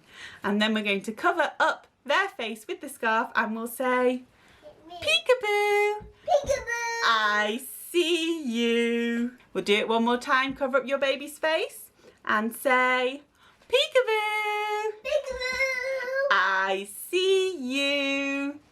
Let's sing now. Where is baby? Peekaboo. Where is baby? Peekaboo. Where is baby? Peekaboo. Peekaboo. You can use your scarf. Where is baby? Peekaboo. Where is baby? Peekaboo. Peekaboo. I see you. Peekaboo. So we're going to swap now, and this time you're going to cover up your own head with your scarf and saying, where is mummy or where is daddy? So the sign for mummy is 3 fingers and you double tap on the palm of your hand, mummy. The sign for daddy is 2 fingers together like this on top of each other, daddy. So we can sing, where is mummy or where is daddy? We are going to do some more family signs later on in the session if you are another person other than mummy or daddy. So we're going to cover ourselves up with this scarf and we're going to sing, where is mummy? Peekaboo. Where is mummy? Peekaboo. Where is mummy? Peekaboo. Where is mummy? Peekaboo. Where is mummy? Peekaboo. I see you. We are going to sing Old MacDonald Had a Farm now. So I'm going to simplify the signs a little bit because the normal signs for this song are a little bit handsy. So we'll just sing Old MacDonald Had a Farm. So the sign for farm is your thumb and you press twice on your stomach like this. You imagine this is my stomach. And then we sweep the floor like this, or the surface in front of us, the invisible air. So Old MacDonald had a farm, and then we sing with our finger, E-I-E-I-O. E-I-E-I-O. And on his farm, he had a, and then we can put in the different signs for animals. So we're going to do a few different animal signs. We're going to do cow, which is this one with horns. We're going to do pig, which is your fist on your nose to make a little snout. We're going to do duck, which is top fingers and your bottom thumb, duck. And we're going to do sheep. So that's your 2 fingers like this and making curly horns. So we'll sing, Old MacDonald had a farm, E-I-E-I-O. And on his farm he had a cow, E-I-E-I-O. With a moo-moo here and a moo-moo there, here a moo, there a moo, everywhere a moo-moo. Old MacDonald had a farm, E-I-E-I-O. And on that farm he had a pig, E-I-E-I-O. With a here and a there, here a there a everywhere a. Old MacDonald had a farm, E-I-E-I-O. And on that farm he had a duck, E-I-E-I-O. With a quack quack here and a quack quack there, here a quack, there a quack, everywhere a quack quack. Old MacDonald had a farm, E-I-E-I-O. Last one. And on that farm he had a sheep, E-I-E-I-O. With a ba-ba here and a ba-ba there, here a ba, there a ba, everywhere a ba-ba. Old MacDonald had a farm, E-I-E-I-O. We're going to take a little break from singing and signing now, and we're going to do some lap primes. So I am going to grab Rupert for this one. He's sitting next to me, and we're going to do the Grand Old Duke of York. Are you ready, Rupert? Oh, the Grand Old Duke of York, he had 10,000 men. He marched them up to the top of the hill and he marched them down again. And when they're up, they're up. And when they were down, they were down. And when they were only halfway up, they were neither up nor down. He marched them to the left, he marched them to the right. He marched them nearly upside down. Oh, what a silly sight. Hooray! We're going to carry on doing some of those family signs now that we started before. So we have got, I'll just remind you, mummy is 3 fingers and a double tap. Mummy. Then we've got daddy. Then we've got the sign for sister, which is a hooked finger and a tap on your nose. Sister. We've got brother, is 2 fists rubbing together like this. And then we've got grandma, which is grandma, and granddad. And that sign is the same whether you call them granny, grandma, nana, or whatever phrase you use. So we're going to sing our family song now, and we're going to sing hello mummy, hello daddy, hello sister, hello brother, hello grandma, hello granddad, nice to see you. We'll do that one again.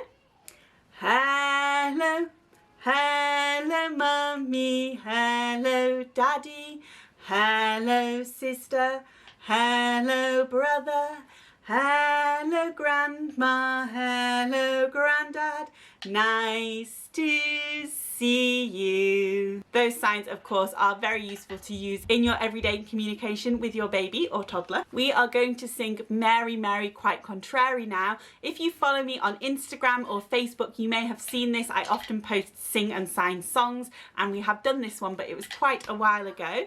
So I will go through the signs with you first. You will notice some of the signs that we've already been using today in this song.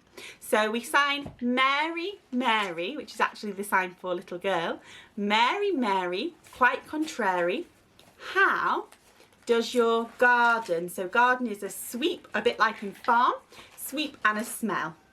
Garden grow with silver bells and cockle shells and pretty maids, so that's a sign for lady, all in a row. Let's sing it together. Mary, Mary, quite contrary, how does your garden grow? With silver bells and cockle shells and pretty maids all in a row. And pretty maids all in a row. If you find the signs a little bit too much or a little bit too fast, don't forget that you can pause this video. So you can't fast forward the video because of the way that it works, but you can pause and rewind. So you can pause now if you want to and redo the songs and then start it up again. But just bear in mind the timings for the other classes will be a little bit off. So let's do it one more time. Mary, Mary, quite contrary, how does your garden grow? With silver bells and cockle shells and pretty maids all in a row.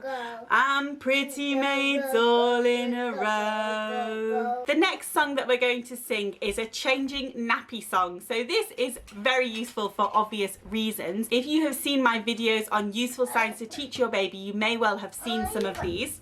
So we've got the sign for change, which is cross over your 2 hands. Change, and then nappy is actually signed down here, but this is what you do, nappy. Change your nappy, and then we're also going to do the sign for clean. So you wipe your hand, clean, and then we'll need the sign for all done or finished. So we sing, it's time to change your nappy now. You lie there, I'll show you how. Take it off and make you clean. The cleanest baby you've ever seen. It's time to change your nappy now. We're all done, I've shown you how. We'll sing that one more time together. It's time to change your nappy now. You lie there, I'll show you how. Take it off and make you clean.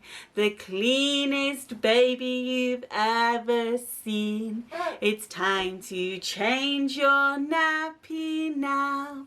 We're all done, I've shown you how. We're going to have another little break from signing and we're going to do row, row, row your boat. Row, row, row your boat gently down the stream. Merrily, merrily, merrily, merrily, life is but a dream. Row, row, row your boat gently down the stream. If you see a crocodile, don't forget to scream. Ah! What about this time we'll go quickly down the river and we might see a polar bear. Row, row, row your boat quickly down the river. If you see a polar bear, don't forget to shiver. And now we'll go gently to the shore. Will we see a lion? Row, row, row your boat gently to the shore. If you see a lion, don't forget to roar. Our penultimate song is a favourite with babies and it's Twinkle Twinkle Little Star. Not only is it a lovely song to sing, but it's got lovely signs that go with it too. Rupert really loves these signs. So we have got Twinkle Twinkle Little Star, how I wonder what you are. Up above the world so high, like two fingers together, a diamond, none of this, diamond in the sky. Twinkle, twinkle, little star, how I wonder what you are. Let's sing it together. Make sure, of course, like with all these songs, that your baby can see your face as you're singing. You could prop them up in a bouncer or on a chair or lay them down and lean over them so that they can see your face. Twinkle, twinkle, little star, how I wonder what you are. Up above the world so high, like a diamond in the sky. Twinkle, twinkle, little star, how I wonder what you are. It's almost time for us to sing our goodbye song now. Thank you so much for joining me for this baby signing class. I don't normally do baby signing classes on my YouTube channel. I do have weekly free sensory classes, but if you are interested in exclusive additional sensory classes, baby signing classes, monthly gifts, one-on-one support and much more, then you can head on over to my Patreon account. I will put a link down in the description below for you. We have a really lovely small community over there of mums, and we chat and we do baby classes and we have Zoom chats with wine, and it's all very lovely. It's time to say goodbye. Thank you for playing and signing with me. It's time to say goodbye. We'll kiss and we'll hug and we'll see you next time. Goodbye, goodbye, goodbye, goodbye.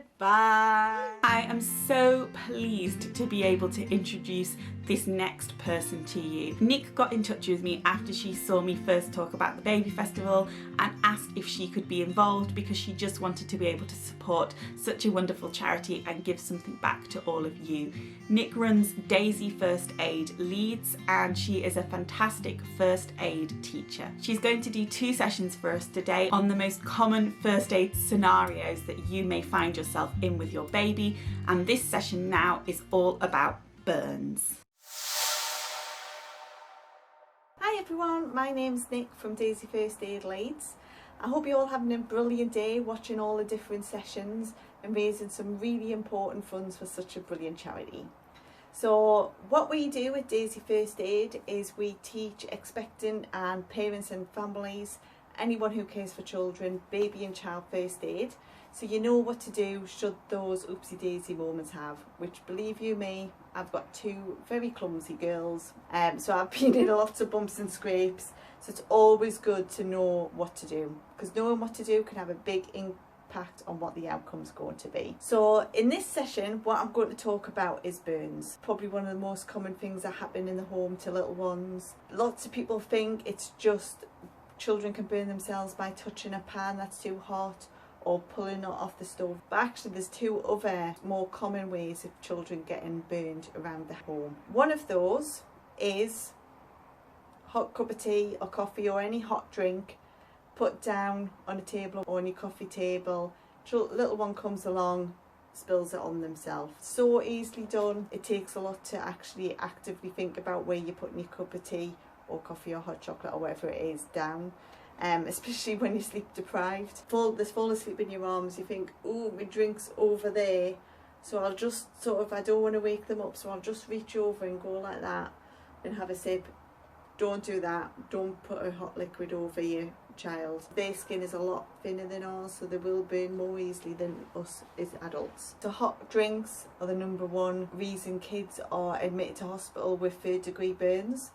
The other most common way in the home that little ones get burned, and people are always surprised when I talk about this, but then go, oh yeah, hair straighteners. Okay, so these go from 0 to up to 230 degrees in 5-10 seconds, but they take ages to cool down. And I think a lot of us forget to put them away properly, so putting them away in the heat resistant pouch and putting it out of sight. Because it's so easy for a little one to come up and fine well they'll grab it this end instead of this end, and they'll hold it in the hand and basically burn the hand. So they're the two top ways, of most common ways of children getting burnt in the home. So what to do with burns? So my classes have a lot of different ideas of what you should do. My grandma in particular would say a lot of old school first aid. So I have a lot of people saying to as well, I'll put some butter on burns. Don't do that, because you're basically putting a fat on the burn. Other most common thing people tend to say to us about burns is put yogurt on burns, which I can understand because it's nice and cool, but don't put yogurt on because it just congeals to the burn, and that's the last thing you want. Best thing to do, cool running water. It used to be 10 minutes, that has changed now to 20 minutes under cool running water. So whatever it is, arm, hand, leg or whatever, under cool running water, running away from them, okay, not towards the face if you're putting them in the shower or the bath. Now 20 minutes is a long time to have the cool tap on, and your cool tap will go to really freezing water in that 20 minutes. So you're going to have to mix it a little bit with a little bit of warm water. You don't want to be putting freezing cold water on a burn, because we want to bring the temperature down slowly, not really quickly. Try and do the 20-minute thing, which is hard with kids, but try and persevere with it. After the cool running water, the 20 minutes, then you need to assess what we need to do now. So if you need to take them to hospital yourself, what we advise you to do is do the 20 minutes cool running water thing first, because basically what that coolness is doing is taking the heat out of the burn to stop it burning and getting any worse. Then roll of cling film, ignore the first 2 rolls, wrap it in cling film. Not too tight because you might find it does swell up. Cling film is the only material that only sticks to itself and nothing else. So if you put a bandage or a tea towel or something like that on, because it's fluffy, the fluffiness will just stick to the burn, and when the hospital come to take it off, it'll take off a bit of skin as well as the fluffy bits, okay? So just stick with cling film. And this is where you've got to use a little bit of common sense.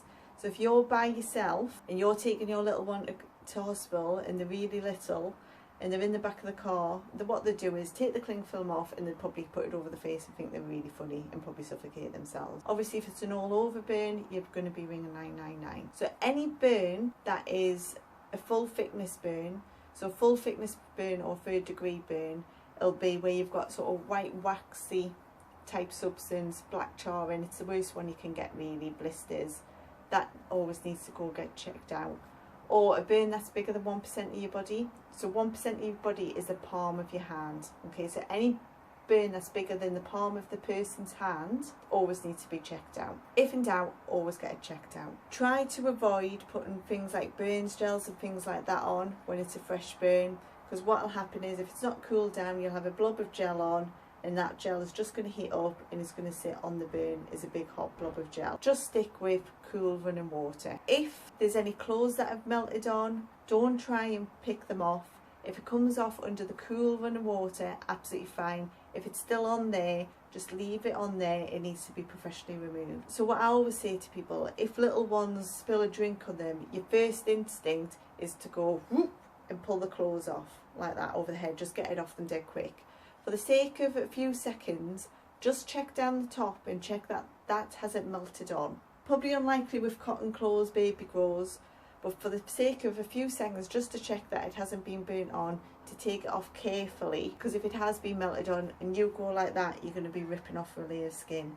So if it is melted on, like I say, put them under the cool running water with that already on. If they've got jewellery or whatever on, if you can take it off safely, great, because it might find that it swells up. So that's burns.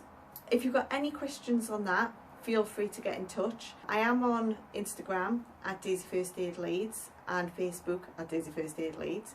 And my email address is leeds@daisyfirstaid.com. We do have daisies all over the UK, so there will be someone close to you, and you can go on our website daisyfirstaid.com and you can find one of us there. If there's no one near you, just pick the closest one. We're always happy to help, and we are doing online courses as well at the moment. So I hope you have a fabulous day watching the other sessions and raise lots of money for such a brilliant charity. Stay safe. Bye. Hi everyone, I hope you're enjoying this baby event today, that you are finding it really useful, and that you're going to be going away with lots of ideas to support you and also your baby whilst supporting the wonderful charity that is PANDAS. Now, my name is Sarah. I'm a qualified primary school teacher specialising in early years. I'm a mum of 2, and I also run a play-based learning and parenting blog called Arthur Wares, as well as a small shop selling play-based resources for young children. And I'm just popping on today to tell you a little bit about my experience with PANDAS. Now, shortly after my second child was born, my daughter, I found myself really struggling with postnatal depression and postnatal anxiety, and this was a real shock to me at the time because I'd had quite a traumatic birth experience with my first child, and in comparison my birth experience with my second child was wonderful. I had a lot more support.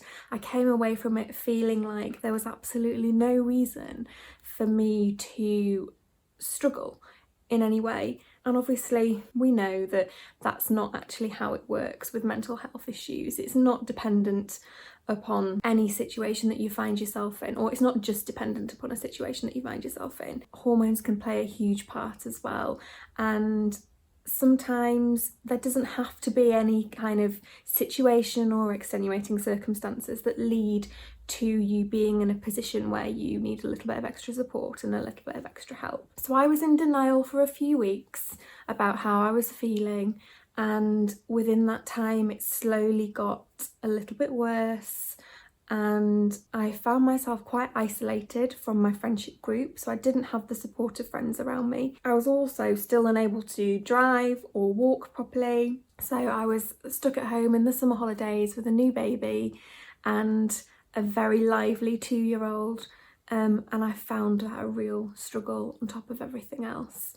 And some of the things that started to kind of manifest around that time were catastrophic thoughts were a real issue for me. I started to imagine the most horrendous things happening to my children, to me, if my husband left the house for work. I absolutely convinced myself that he would not make it back home, and I'd start planning throughout the day how I would cope with the rest of my life without him being in it. At the same time as having these thoughts and worrying about having to manage on my own because of the thoughts that I was having, I was also absolutely convinced that my children would be better off without me. I felt like a terrible mother. I felt like I couldn't do anything right, that their lives would be much more positive if I wasn't in it. I can't rationalise this. It's quite a common scenario for a lot of new mums to go through, and that's not to say that I felt that I wanted to do anything to make sure that I wouldn't be in their lives, but you can't really explain how you can feel that way and also worry about something happening to them at the same time. I started to really worry about leaving the house. When it was really bad, I couldn't even set foot near the front door, and I found it almost impossible to think about going out to baby groups anywhere where I may have to speak to somebody or just pretend that everything was okay. And I think that was the hardest thing. I took my daughter to the nurse for a routine checkup when she was a few weeks old, and the nurse asked me how I was.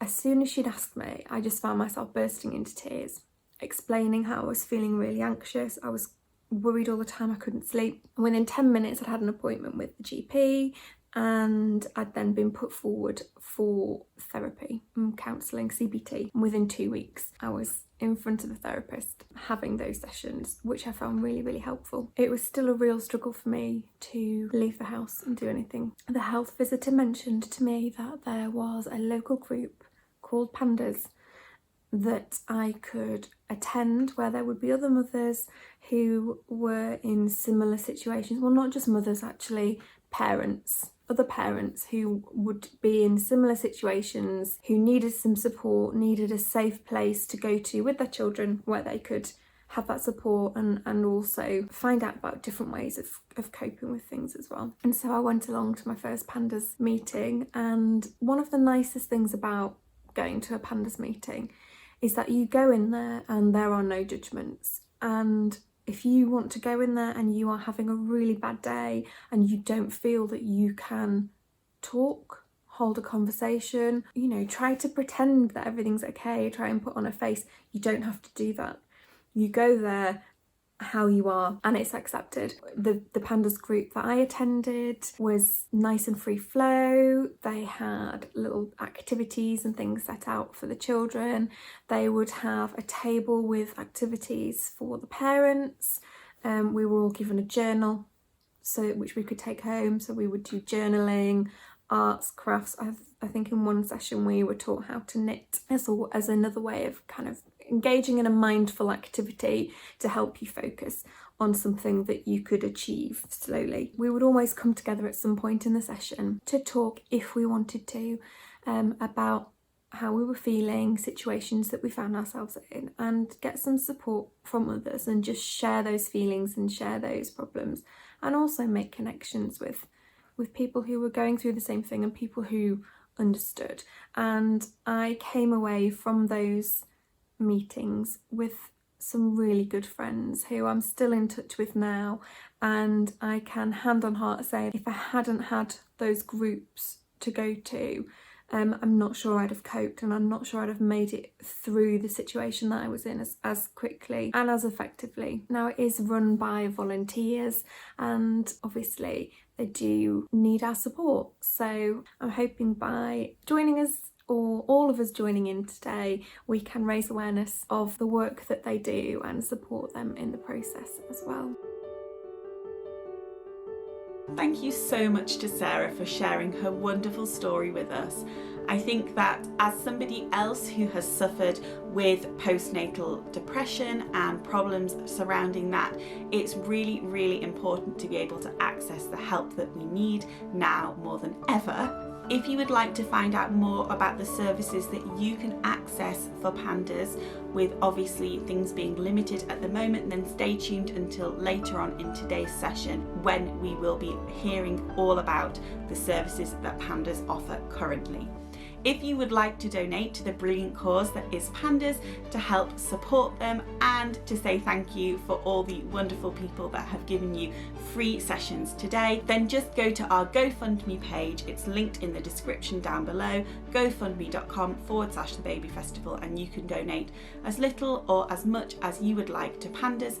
Every single penny of the money that you donate will go directly to PANDAS. I am so pleased now to introduce Susan to you. Susan has actually just had a lockdown baby. She welcomed gorgeous Mary Ethel on the 5th of August. I'm so happy for you, Susan, and thank you so much for taking the time to do this baby massage session for us when you were very pregnant yourself. Do stay tuned until the end of Susan's session, because I will be giving you information on how you can win a prize and also access some amazing discount codes from her. If you would like to take part in today's baby massage class with your baby, Susan tells me that you don't actually need oil, but if you would like some, then you can use organic massage grade coconut oil or sunflower oil. She will explain more in the video, And of course, you can always pause the baby festival and come back to it later if you want. So if you want to quickly listen to what she has to say and then run around and grab a few things, then you are able to. Hi everyone, I'm Susan from Pickles, and I'm going to be working through a baby massage, part of a baby massage routine with you today. So I am a baby massage instructor and also baby massage educator, so hopefully you'll find this helpful. Just before I begin, there's a few little points just to bring to your attention before we do any sort of baby massage. We never baby massage if a baby is within 72 hours of receiving immunisations or injections, just because it circulates things around the body quite fast, so we want to be staying off that for about 72 hours. Or if your baby has a temperature, for the same reasons, we don't want to be aggravating whatever's going on in the body by promoting the circulation of that. We want to just make sure that you're using appropriate oil if you're choosing to use it. You can of course choose to use no oil. Research has shown baby massage is better when you use oil, but that it's better to do it dry than with no oil at all. For babies under the age of 4 weeks, oil shouldn't be used, any sort of lotions, just as the top layer is developing on their little skin. Under the age of 4 weeks, always a dry massage. Over that, I recommend something organic, so organic sunflower oil, massage grade, or organic coconut oil. Both are excellent. I don't recommend olive oil, even if it's massage grade, as there are some links with future dermatitis. Just be careful of rings, long nails, anything like that. I recommend if your room needs light, maybe a little table light, just so your baby's not staring up into bright light, which could impact their ability to enjoy the massage. I recommend I'm just using a little changing mat on the floor, just so it's safe. Babies can't roll off, but it's still comfortable for the massage. We only ever massage if your baby gives permission. So obviously, if you ask a baby, would you like massaged, they can't respond, but what we do is we give them a little cue before we begin, which I'm going to show you, and that gives them the opportunity to show you whether or not they're in the mood for it. So if they cry, turn their eyes, look away, and your baby's probably suggesting that they're saying not at this time. If your baby laughs, pulls your hands towards you, makes lots of eye contact, smiles, then they're probably in a good place for massage. So I'll show you a little cue before we start. We want massage to be a relaxing time for you and for your baby, and babies are very good at being in tune to how you're feeling. So if you're feeling stressed, overwhelmed, your heart rate will go faster, your breathing will be maybe just a bit quicker, and your baby will pick up on that. So it's always good to get into a relaxed state before the massage. We want them to feel comfortable, and they're more likely to feel comfortable if they sense that you are. So I always recommend, before you start, taking a big deep breath in. Bring your shoulders up towards your ears and then let it go. And then another big deep breath in. And again. So it's normal in parenthood to be feeling overwhelmed at times, but if you can do this deep breathing, it'll at least let your baby feel that you're feeling calm, and then by doing the deep breaths and enjoying the massage, hopefully that will transpire to you actually feeling maybe a bit more relaxed than you did at the start. So I'm going to put the camera down to show you first of all the baby's cues. What we're going to be focusing on is a little massage of the legs and feet today. We always, if you're using a little bit of oil, you can put it on your hands. If not, we'll just rub the face. We lean over. Massage is all about eye contact. So lots of eye contact with your baby. To give them a little clue, if we rub our hands in front of your baby's face every time before a massage, they will soon start to associate this movement with a massage coming, and then their behaviour can show whether or not that they want to go ahead, rather than they're crying or smiling, or whatever way that they want to show how they're feeling. So you just say, would you like to do a massage? Then, to get them used to touch, we just bring our hands over the top of their head, down their body, and up under their legs. Now, you don't move your baby like that. I'm just doing that to show you. So that's just up, down and round. And what you can say is, I love everything about you, from your head to your toes. Shall we do a massage and see how it goes? We're just getting them used to touch here. Now, in this particular massage, we're going to be massaging their feet and legs. So for this baby, they're wearing a little baby grow. So I'm just going to take their legs out.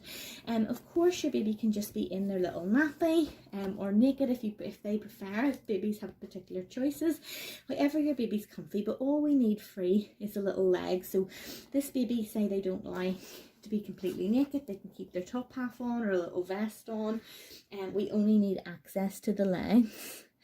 So what we then do is we lift the baby's little leg, put our hand in a C position. People will often ask, how much pressure do you put on? We don't want it to be so hard that it's going to rub the baby's skin and be uncomfortable, but we don't want it so light that it feels tickly. So if you close your own eye, put your finger on your eyelid and gently press, and it will give a good indicator of how strong or hard that we want to go. So we just that would be a good pressure, so the same sort that you naturally would put on your closed eyelid. So we have the C, have the thumb at the top of your baby's leg, and we're going to bring it down. Now when it goes over the knee, we're going to just go very lightly. It's really important that your baby's bottom stays on the ground, so this little bum cheek is on the ground. We don't want anything to impact their hips. Then another little C with the thumb and the hand, and then down again. So it's just thumb movement. When it's going over the knee, we're taking the pressure off, and we just continue like that. So this is called a milking motion because, as you can see, it's very like that. So we're always supporting the leg. Pressure goes through the thumb but not over the knee, and we're always having that little bum on the ground. Then we're going to turn. Now I'm going to turn this baby around to show you the feet. Your baby stays in the same position. It's just so you can see. We're going to do a little thumb over thumb motion on the bottom of the foot. So it's just thumb over thumb. So it's thumb from the bottom and up to the feet, up to the little toes, and then we're going to focus on each little toe. So it's what we're going to do is a little rolling motion and a little squeeze, and there's lots of little reflexology points in your baby's toes. So it's just a little roll as if you were making a sausage shape out of blue tack, and then a squeeze. So it's a roll, squeeze, next toe, roll, squeeze, roll, squeeze, roll, squeeze, roll, squeeze. And then we're going to put our two, still supporting the foot, we're going to put the two thumbs at the bottom and then work them all the way up to the top of the toes. So when we're just here, there's a little area where there's like a little pad of the foot, and just under here there's a little point called the solar plexus, which I like to call the baby's calm switch. So that can really help reduce any sort of tension or overwhelmness. So we just squeeze all the way up.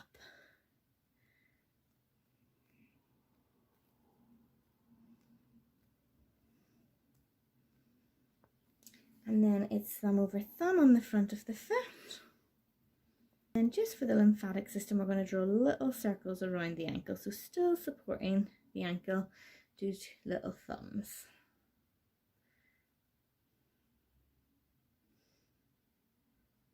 Now we're going to go back to the legs. So I'm moving the baby, you keep yours where it is, just so you can see. We're going to keep supporting the ankle, back into the C position, up, but just on top of to where the knee joint is. We're not going to go into the knee and stop and switch.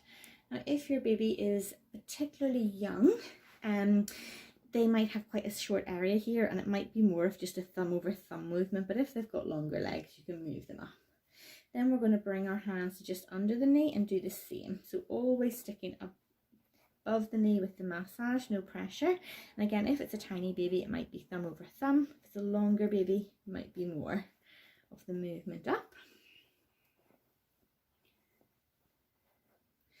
And then what we do is we go and we want to remind your baby that they've got two legs, so we just scoop under their bottom and up to their little toes, just for the other leg. Now you're going to move on to the second leg for your baby, but I'm going to do it again on the same leg just so you can see. So we're supporting the leg, putting our hand into a C-like position, bringing it down to the edge, making sure to go over the top of the, lowering the pressure as we go over the knee and down into that milking position, bottom always staying on the mat. And I'm going to move the baby around again. You don't do that, of course, just to show you that we're going to be doing that thumb over thumb on the bottom of the foot. And this time we're going to do the roll and the squeeze again. Now lots of eye contact with your baby because this is a time about bonding. And we're going to do the same, the roll and the squeeze. So it's this little piggy went to market, squeeze. This little piggy stayed at home, squeeze. This little piggy had roast beef, squeeze. And this little piggy had none, squeeze. And this little piggy said wee, wee, wee, all the way home. And then back to that little point again where we're just squeezing up to the solar plexus. Keep going.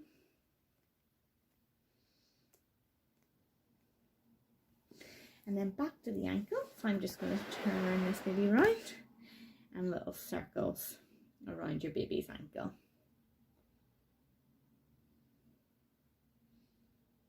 Still supporting the leg, the thumb up to the bottom of the knee.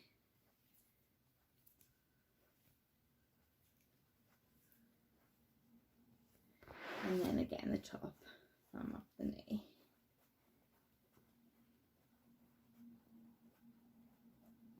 And then again on under the baby's bum up to their little feet. And then we always finish a massage with just the same that we did at the start. So I'm just going to bring this back so you can see, going over the baby's head, down their body, under their bum into their little feet, just to let them know it's finishing. Lots of eye contact, saying well done. Now that little routine was just the little leg feet routine. The full body also includes tummy, chest, arms, hands, face, back. Special routines for sleep, cold relief, teething relief, colic, wind, constipation. You're welcome to come to Settle Petals. That's where I am on the website, Facebook and Instagram, and ask for a little code and you can have access to our full programme with 50% off, which brings it just to just £10 if you say that you were here today. Otherwise, I hope you enjoyed that and it helped your baby. Massage is great at promoting the release of oxytocin, which is the feel-good hormone in both you and your baby. It can also promote sleep and pain, lots of amazing benefits. So hopefully that was useful to you and your baby.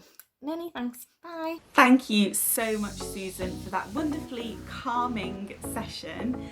Susan has been so kind and donated not only an amazing prize, but wonderful discount codes as well. She has given you a discount of 50% of any of her classes or courses, excluding her baby massage instructor course. You can find the details of those linked down below for you. As well as those discount codes, Susan has given us a free baby massage course as a prize. So if you would like to win a full baby massage course for your baby, then all you need to do, as with the other prizes, is comment down below and say, I would like to win the baby massage course. As I've said before, there's no limit on which competitions you can enter. Just make sure that you write a separate comment for each prize that you would like to win. The competition will close at midnight on Friday the 14th of August and all the terms and conditions are written down in the description below. If you would like to find out more details about Susan, then you can head to the description below this video, as with all our wonderful contributors for today. I'm so happy now to welcome my wonderful friend Sarah. You may have seen her talk earlier in the day about her experience with PANDAS. She is a wonderful person, a fellow early years educator, and she is going to talk to you all about how to do tummy time with your baby. Hi everyone, it's Sarah from Arthur Wares and I'm going to give you a quick introduction into tummy time with your baby and just a few little pointers and recommendations of things that you can use to make tummy time easier and more effective. Now, tummy time is a really worthwhile activity to do with your baby if you can. It's absolutely brilliant for developing their upper body strength, their chest and neck muscles, being able to hold their head up, and all of these gross motor skills, these big muscles that they're working on, will eventually lead into their fine motor skills later on, which is why I say it leads into the development of other areas of learning, such as being able to write later on, being able to communicate effectively. When a little baby or a young child spends time on their tummy, it can also help them to understand their toileting needs a lot better as well. As they feel that pressure on their abdomen, it allows them to communicate those feelings sooner. It's a really worthwhile thing to try and do if you can. Now, I know it's not easy with some babies. Some babies absolutely love being on their tummies, other babies absolutely hate it. And if you put your child on their tummy and they absolutely scream, that doesn't mean that you should stop trying and never do it again. Now, I'm going to do some demonstrations of things that you can use for tummy time. My youngest is 2 years old, so we are past the tummy time stage, so I can't use her as a model. But I do have a doll. This was actually my son's when he was 2. You want to find a safe space to have tummy time with your baby, and to make sure that it's nice and clean, always put a mat down first. Especially if you're on a hard floor, you're going to need something soft. Now, we used to use this mat with both of mine, but we also used to have one of the jungle gym mats that's like got lots of colours on, and it used to have a balcony over the top with things hanging down, which was great for when they were lying on their back as well. Or if they were on their tummy and they really wanted to see the flashing lights and hear where the noises were coming from above, it helps them to learn to roll over as well as they got a little bit bigger. Having a mat down that can be washed. If your baby is quite refluxy or sits up a lot, having a muslin on top is also a great idea, because you can just remove this and change it really quickly if they bring a lot up. Word of warning, make sure that you don't leave your baby unattended when they're doing tummy time. It would be very easy for them to have this gather around their face and not be able to breathe, so it's really important to stay with your baby. One of the best ways to position your baby in tummy time is having their arms forward, so that they then have a better chance of being able to prop themselves up and raise their heads when they're on their tummies. Now, these large muslin cloths are also really helpful for when your baby is getting to the stage of wanting to push up and learn to crawl a little bit later on. And what we used to do, so kind of aid that need before they were ready to kind of do it independently, is you can pop this, you can roll this up and pop this underneath your baby and kind of use it to help lift them a little bit as well when they're on their tummies. So a mat is brilliant. If your baby is really struggling with being very flat on the floor and they're not enjoying it at all, you can try using a feeding pillow. This is actually a Dream Genie pillow that I use when I sleep at night. We don't have any of our feeding pillows left anymore. They were very well used. And we've only recently got rid of them actually. But as well as helping babies to sit up, these are great for aiding tummy time by popping their arms over the edge. And this, I can't move this baby's head, but a real baby would be able to kind of look up, look around, see what's happening and enjoy their tummy time a little bit more. The key way to helping a little one enjoy tummy time is to give them something to explore and something to look at whilst they're in their tummy time position. So for very young babies, try to focus on things that are black and white, lots of contrast. This is what they enjoy looking at the most, this is what they find the easiest to look at. So you could just have some printouts of black and white patterns, black and white faces, because babies do like to look at faces. Laminate them or pop them in a Ziploc bag or a pack mat, and you can have those in front of them to just have a look at and just explore. Another great idea is to make your own sensory pouches, and I do have a blog post of how to do this. A lot of people use Ziploc bags with things like paint or oil or water inside, but I was always really concerned about those leaking and did have some that did leak on me a couple of times.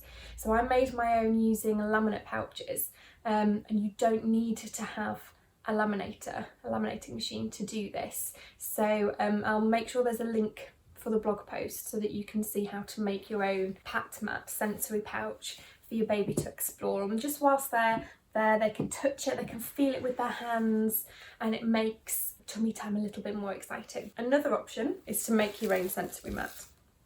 Now this one is very, very well used. I made this for my now 5.5-year-old when he was a baby. And again, I do have a blog post over on the website explaining in a little more detail. I've made a couple of different ones since for my nieces when they were babies. Basically, this is a memory foam bath mat, so it's nice and squishy. It feels really soft, a lovely bright colour for them to look at. And then I've attached some different things on here to explore. And the nice thing about this is that it's got things that are suitable for little ones to just kind of look at, feel, and explore when they're small. But as they get bigger, there are still some really interesting elements, such as a zip for when they're getting ready to practice that pincer grip and their fine motor skills. Got a little pocket here for hiding things. It's attached on a string. Obviously we don't want any loose parts where babies are concerned, and I did check this regularly to make sure that there was nothing coming away. Everything was stitched on by hand really tightly. This did used to have a circle here, but so we've got some beads, and they're on this kind of like plastic string. I'm not sure what the correct name is for this actually, and if I show you the back, it's threaded through and tied in double knots. Hair rollers to give a different sensory element, noisy parts to grab their attention, grab their interest, different tags for them to pull on, buttons. This was a little bit of Velcro on a string that they can pull on and off really easily, things that stick up to grab at, to try and move. And then I've got some silicone spades here. Now these actually came from a cupcake set, so it had some little buckets as well, but the spades are great and obviously they're safe to chew on. So having this in front of your baby when they're doing tummy time, this was a really popular one with both of mine. They absolutely loved exploring this, and it doesn't have to be as extravagant as something like this. If you haven't got the time or the desire to sit and make one like this yourself, you can use cardboard and have some different things stuck down for your baby to explore. The lids from empty baby wipe packets are also a great sensory exploration activity, as you can have them closed, and when they're open there'll be different kind of materials underneath for them to try as well. Now, one thing I will say about tummy time, especially if you've got a baby who doesn't like it, don't let that put you off trying. My first child used to get really cross and really angry whenever we put him on his tummy, because he didn't yet at that point have those skills to be able to see and look around and do the things and play in the way that he wanted to. But because he wanted to, that actually made him more determined to try and push up and look around and build up those muscles and get better at tummy time, and it actually became one of his favourite things to do.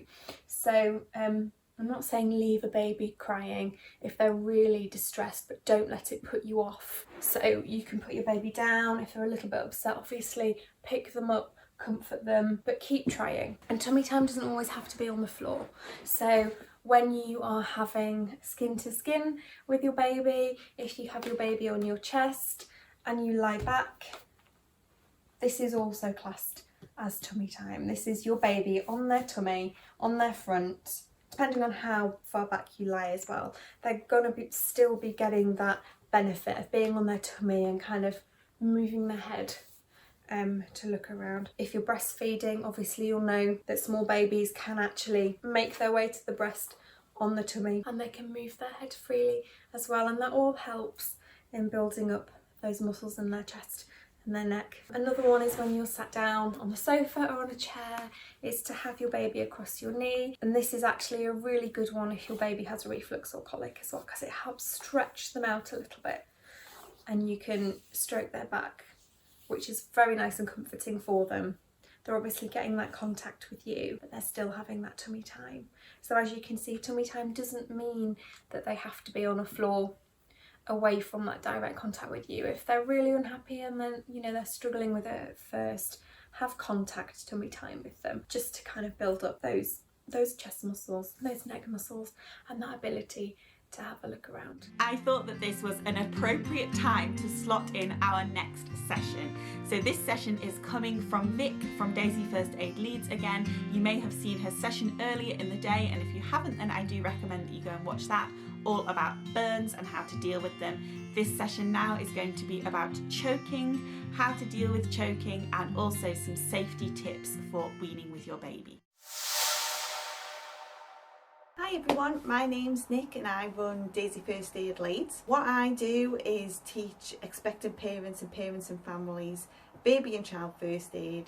So if your little ones ever do get into any scrapes or need emergency treatment, then you know what to do. I've got 2 children of my own, Charlotte who's 6, Sophie who's 3, who are the clumsiest children in the world, so I've got lots of experiences of bumps and scrapes and things like that. Speaking from experience, do not hold on to any mum or dad guilt. Things will happen, they won't be your fault. It's all part of the growing up process. So I hope you enjoyed today, enjoying all the sessions that are on and raising lots of brilliant vital funds for such an amazing charity. So in this session, what I'm going to do is talk about choking. I would have said choking is probably the #1 reason people come on our classes. Out of everything we teach, it's probably the #1 most common thing that people are going to come across. I'm going to talk about what to do if your little one does start choking, and also a few top tips to help you through that process as well. If you've got any questions after today, I am on Instagram at Daisy First Aid Leeds, and there is lots of other Daisies, we're all over the country, so no matter where you are, you can get in touch with one of us, and we do online courses at the moment as well as face-to-face classes. So if you need any other advice after today, please do feel free to get in touch with us. Okay, so there's 2 different types of choking. There's mild choking or gagging and severe choking. Mild choking or gagging, if your little one is coughing or spluttering and making a sound, so or like that, that's a good thing, because to be able to make a sound you have to be breathing, so you know that they're breathing from making that sound. If you can encourage them to carry on coughing, coughing is one of the most effective ways to get out of partial blockage. So if you can encourage them to cough, that's going to help. Severe choking is completely silent, and that is the biggest misconception people have about choking. They think when someone's going to choke and they need help, they're going to be going waving their arms about, pointing at the throat. Yes, they can do that, but the majority of the time they're completely silent, and a lot of the time, especially in children, they just freeze because they're scared. So big tip #1, always supervise your children when they're eating. So it just takes a few seconds for them to start choking, and if it's a severe choking type where it's completely silent, if you're off doing other things, you might not notice. Time is not on your side when they're choking. All it takes is for a few seconds to have your back turned for them to be sitting there choking. And sometimes children don't even make the gagging, silent choking motion. They'll just sit there and look at you with a look of fear on the face. So what to do if your little one does start choking? So I've got my beautiful assistant here, Daisy, to show you what to do. So this is for under 1s, okay? There's a slightly different technique for over 1s all the way up to adults, but I'm just going to focus on the under 1s today. What we're going to do first is a back blow, which is just a fancy first aid term for a big whack on the back. We like the fancy terms in first aid. So where we're going to give them a back blow is up here in between the shoulder blades, okay? So up here. And what we're going to do is we're going to lift them up wherever they are, at the high chair or whatever. Put my arms through the legs, support the neck, okay? They might be going a bit floppy from lack of oxygen, all right? Then what we're going to do is we're going to put them over a knee. So normally I'd have Daisy resting on my knee to let your legs take their weight, okay? Don't try and hold them up. And then what I'm going to do with the heel of my hand is I'm going to give them a big back blow, and I'm going to land in between the shoulder blades. We teach from your shoulder down, but if your arms are too short or your little one's a bit longer and you can't do that, going straight down is fine. So if you're going from an angle, make sure you land between the shoulder blades, because what can happen is if you skim, you can hit the back of the head as well, and that isn't what we want to be doing. So I'm going to do 1 back blow. Okay, this is where everyone normally goes, oh, I can't do that. Yes, it will go against every parental instinct that you've got, because you'll think you're hurting your baby. But what you've got to remember is, if you don't get what's inside there out, they're going to stop breathing and go unconscious. Okay, and that's when you need to start your CPR. All right. So we want to get this out as quickly as possible. So I'm going to do one, and then what I'm going to do is lift them up and check in the mouth. Some children, when it comes back up, catch whatever it is in the teeth or in the gums. So it might be a piece of carrot and they go, oh, I like carrot, I'm going to carry on eating that. And you're thinking, what, you're crazy, you've just been choking on that bit of carrot and now you want to eat it. So we don't want to keep whacking them, giving them back blows if they've just caught it in the mouth. All right, so we're going to do one, check in the mouth, then we're going to go again, okay, and check again. So we're going to give 5 in total, but we're going to check after each one. If that doesn't work, then what we're going to do is we're going to turn them over and do what we call chest thrusts. So how we do a chest thrust, if you can see there, that's the nipple line and that is the bottom of the rib cage. So we're going to do 2 fingers in between. So we're still on the rib cage, and we're going to give a short, sharp press down. And again, just like your back blows, you're going to check in the mouth again to see if they've just caught it. If it hasn't worked, we're going to go again. Oops. Check in the mouth. And again, it's 5 in total, checking after each one. That still doesn't work, we're going to go back to our back blows. And you're going to carry on that sequence until either it comes out or they go unconscious and stop breathing. And that's when you need to start your CPR, which we do teach you on our classes. In reality, if it comes out, they might cry, not because they've been choking to death because you've whacked them on the back and they're thinking, why on earth has my mum or dad done that? And we've gone more. But a couple of minutes later, kids have this remarkable knack of just bouncing back and being really resilient. And 5 minutes later, they'll be saying, where's my strawberry yoghurt? And you'll be crying in the corner thinking they're never having carrots again. Kids are massively resilient. It shouldn't do them any harm. Their gag and reflex is further forward than ours. So what you'll find is if you haven't started weaning yet, when you start weaning, they will gag more often than where you naturally would. It's a bit of a self-defense mechanism, okay? That is completely normal. I think we forget it's a skill to learn how much you chew and how much you swallow, and that's what they're learning in different textures and things like that.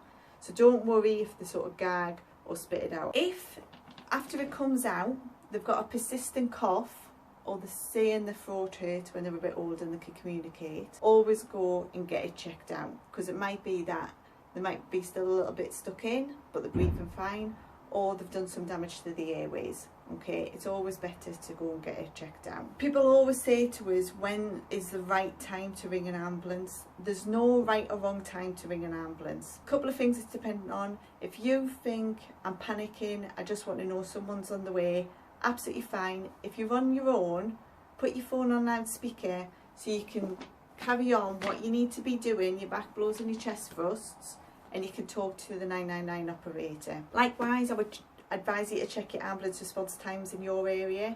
So where I am, it's about 8 to 9 minutes, which is great. But in other parts of Yorkshire, where I live, it can be up to 20 minutes. Okay, so if you're in an area that takes a bit longer to get to you, you might want to be calling sooner rather than later. I wouldn't wait until they're unconscious. I'd get someone on the way before that, but it's entirely up to you. If you're on the phone to 999 and you go whack, it comes out, they're not going to be bothered. There's not going to be any sort of comeback or anything like that. They're going to be just as relieved as you are that your little one isn't choking anymore.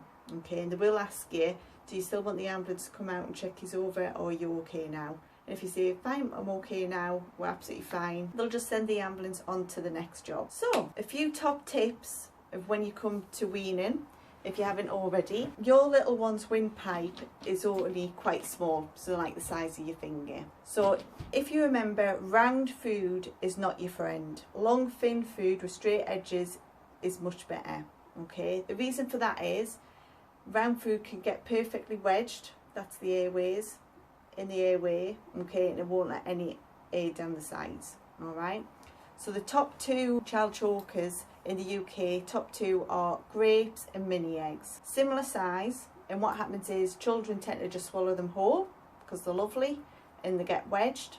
So if you're going to give grapes, cut them down the long way into quarters, so there's 2 straight edges on the grape. But as a mum, I would say there's plenty of other fruit around that you can give them until they're really confident eaters rather than grapes. Mini eggs, that hard outer shell on the outside doesn't melt, so it will just sit there in the windpipe. And on the back of mini eggs, in tiny writing, it's got caution, choke and hazard, do not give to under 5s, I think it is. Okay, so my kids really hate me at Easter because I will not allow them to have mini eggs at all. And if someone does buy them, which you can guarantee someone will, I get to eat them. So it's a bit of a mummy bonus. Other things like cherry tomatoes and things like that, make sure you cut a long ways.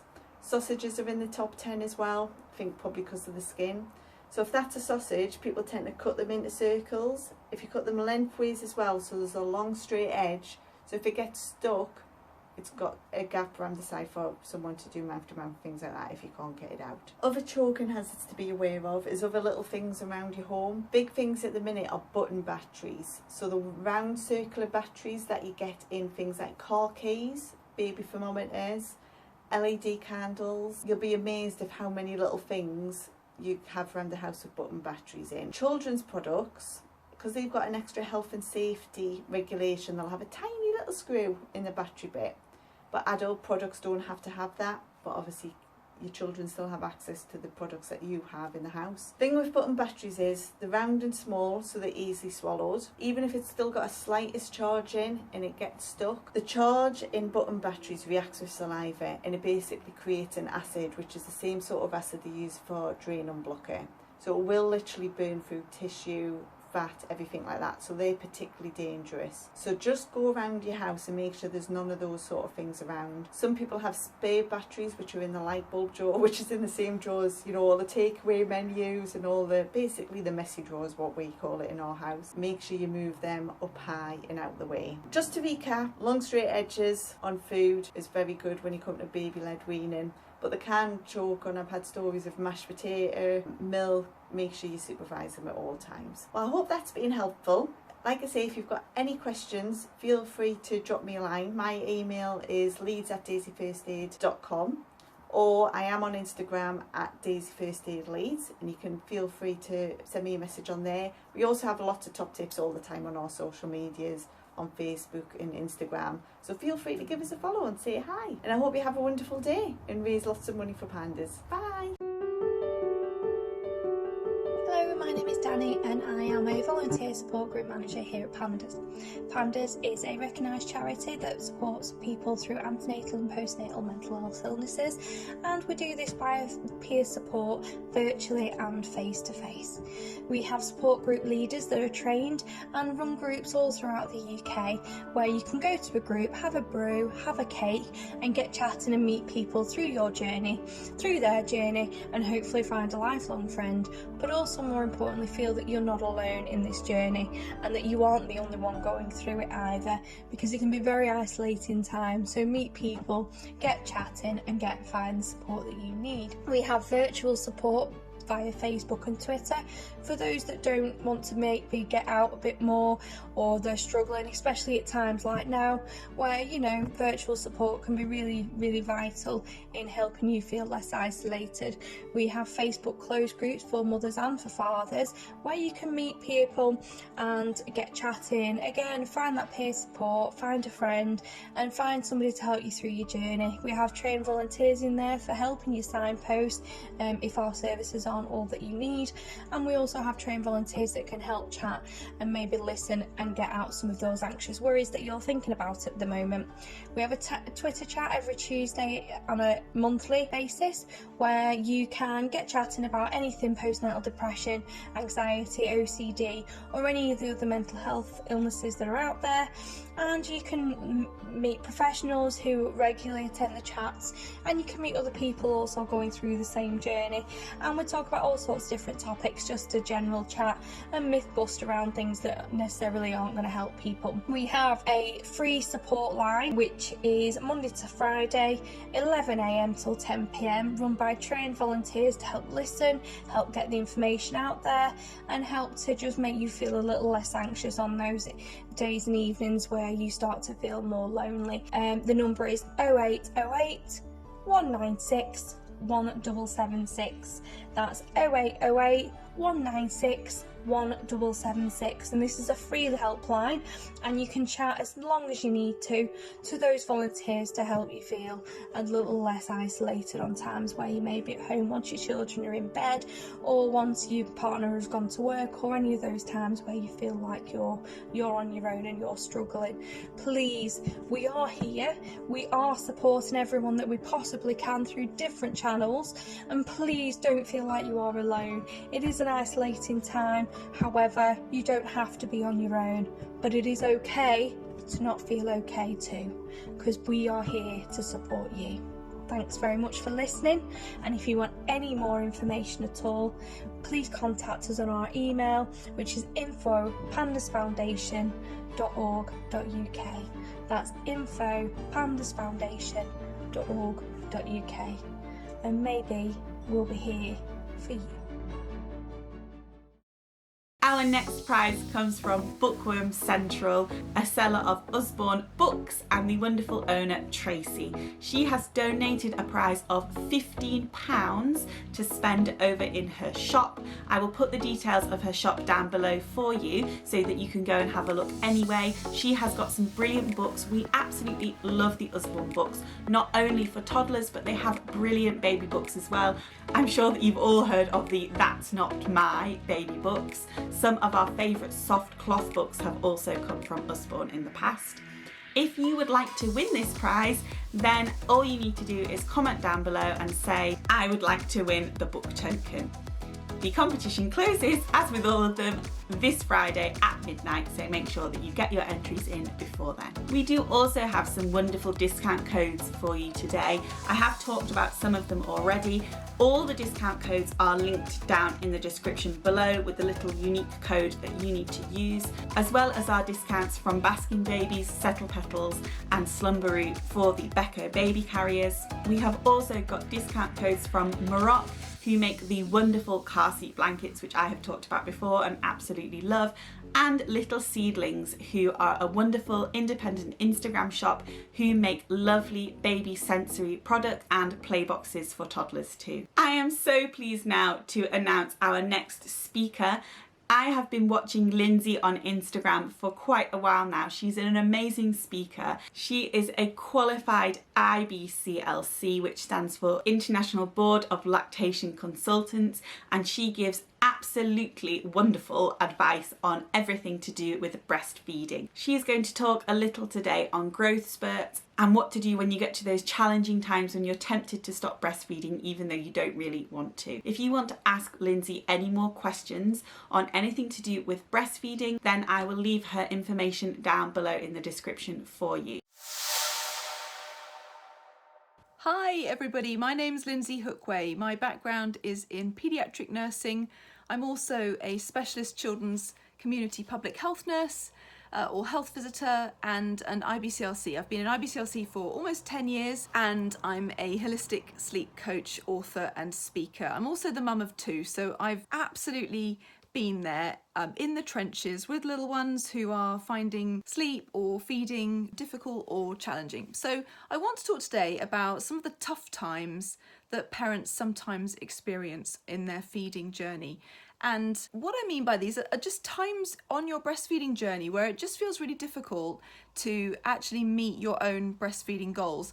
And I want to make it very clear here that I'm talking about your breastfeeding goals, not my breastfeeding goals, not the WHO breastfeeding standards, nothing to do with any of that. I'm talking about your breastfeeding goals, so how long you want to breast or chest feed your baby for. And there are certain times along the journey, even if you're really motivated and committed to breastfeeding, where that actually might feel really difficult or challenging for you. So one of the things that often happens is that little ones go through phases in the early weeks where they want to feed more frequently. That might be termed as cluster feeding or frequent feeding or frequency days or growth spurts or whatever you want to call it, but there will be times when your baby will want to nurse more often. And this is sometimes something that causes people a little bit of anxiety because often we've been led to believe by, the media and things that we read and perhaps historical and old-fashioned advice that if babies are feeding more frequently, that must mean that there isn't enough milk, and therefore your baby must be starving hungry.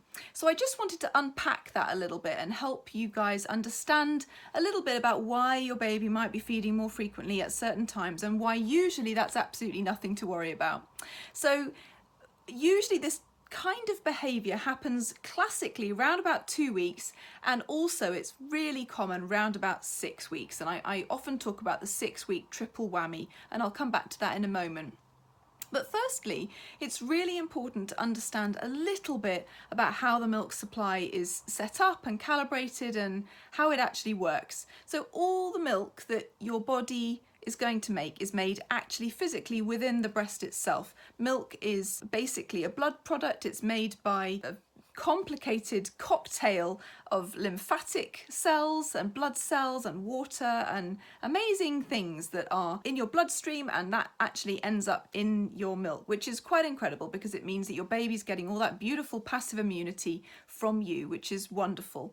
And your baby is going to be partly responsible for calibrating that milk supply. So although your breast gets a little bit of a heads up about how much milk this baby is going to need when you're pregnant with your baby, it needs your baby to finish off that process. So every time you feed your baby in the early days, particularly the first few days of life, your baby is basically telling your breast how much milk that it's ultimately going to need for the whole of the breastfeeding journey, which is a really amazing system because you don't want to make milk that isn't required, and you want to make the right amount of milk for your baby because it's an energy rich task for your body to do, and your body is very efficient. It doesn't like wasting energy, so you're only going to make the milk that you need to make ultimately.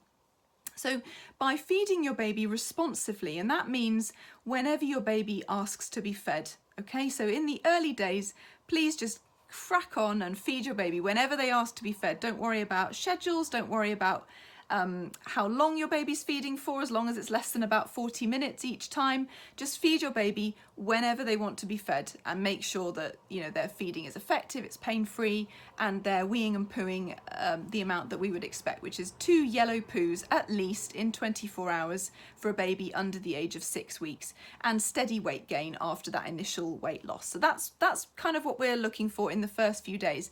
Now the amazing thing is that when your baby has set up your milk supply like that in the first few days, and you know, particularly the first couple of weeks are really important. The really interesting thing about breastfeeding is that you don't carry on making more and more and more milk the bigger and older your baby gets, which is often a surprise to a lot of breastfeeding parents. So basically the milk supply is pretty stable between 1 and 6 months. It doesn't increase vastly. You know, you might make, 40 or 50 mils more on a particular day or a little bit less on other days, but by and large, your milk supply is pretty much constant between 1 and 6 months. I can never say that enough because it's always a surprise to everybody who hears that. Now, the reason that's important to know is that if your baby is gaining weight steadily for the first month of life, then actually the brilliant thing is you can be reassured that you're probably not ever going to have a problem with your milk supply from here on in. You've done the hard work by feeding your baby responsively whenever they ask to be fed in those first few days and couple of weeks of life. You've done the hard bit, so your milk supply is then set. It's nice and high, it's whatever your baby needs, and the average amount of milk in 24 hours is about 750 mils or 25 ounces, so somewhere between 600 and 1,000 mils per day per baby is what we would expect for a full-term healthy milk supply. And your baby will get that amount of milk whether they feed 6 times in 24 hours or 20 times in 24 hours. But the thing that will pretty much dictate how frequently your baby needs to go to the breast to feed will be your storage capacity, which isn't really related to anything that we can guess in advance. It's not related to how big you are or how much you've grown or what cup size you are or anything like that. It's just very variable between parent to parent. So some parents can store 100 mils of milk in their breast, while other parents can only store 50 mils of milk in their breast. Okay, so that's going to dictate how often your baby needs to feed. So if you're somebody who can only store 30 to 40 mils of milk in the breast at one time, that probably means your baby's going to need to drink from both breasts probably 10 times in 24 hours. They'll still get the amount of milk that they need, but they're not going to be able to drink a large volume of milk in one go because you simply can't store it. The reason this is important to know is that if you decide to try and stretch your baby out, say for 2 hours or 3 hours or 4 hours or whatever, and your body physically can't store any more milk, what's going to happen is once it's reached the storage capacity, it just down-regulates milk production. So you won't carry on making more and more and more milk just because you've waited more time. That's not quite the way it works. Now, if you're somebody who can store, let's say 200 mils of milk, then yes, your baby may feed less frequently, and you might get away with that. But that's definitely not going to work for everybody. So that's one thing that's really important to know, and it's one thing that can trip people up and lead them to not meet their breastfeeding goals. If you think that you've got to somehow get your baby onto a feeding schedule, or they need to feed less frequently, or if they're feeding too frequently they're not going to get what they need, any of those myths that are still quite abundant in media and in old books and old-fashioned advice and all of that stuff, then that is potentially going to derail your breastfeeding journey. But the other thing that's going to derail your breastfeeding journey is when your baby's behaviour changes, and as I said, that's really common round about 2 weeks and again at about 6 weeks. So round about 2 weeks, babies tend to get quite fussy and difficult to put down. They might want to feed more frequently. It's often just a developmental stage, and it usually lasts 3 to 5 days of slightly chaotic behaviour, and then it goes back to normal again. But of course, sometimes people get a bit of a crisis of confidence during these times when their baby seems a bit more fractious, a bit more unsettled, a bit more difficult to settle, that kind of thing. And that can sometimes lead people to believe that it must be a problem with their milk supply. And I don't know whether that's just a fundamental low confidence issue that we all seem to have, but often when our babies are in a bit of a funk, we tend to blame ourselves. It must be me, it must be my milk, or whatever. It's usually not. It's usually just them having a difficult day or a difficult developmental transition period that they're adjusting to. And of course, breastfeeding is not just about nutrition and milk. It's also about a relationship and comfort and cuddles and warmth and connection and all of those things. So just to distill it down to purely being about nutritional requirements and calories, is you're missing all the other reasons that babies will sometimes feed more frequently if you do that. Now, the other time that babies tend to go a little bit funny with their feeding and their general behaviour is around 6 weeks. And this is a really, really common time for people to stop breastfeeding. And again, just as a reminder, I'm talking about stopping breastfeeding before you really wanted to. A lot of people make an informed decision to stop breastfeeding at 6 weeks. That's fine. But I'm really talking right now about those people who really wanted to carry on for longer but felt like something happened that meant they couldn't. Now, at 6 weeks, what often happens with little ones is there's a huge amount going on developmentally in their little world. They are on the brink of smiling.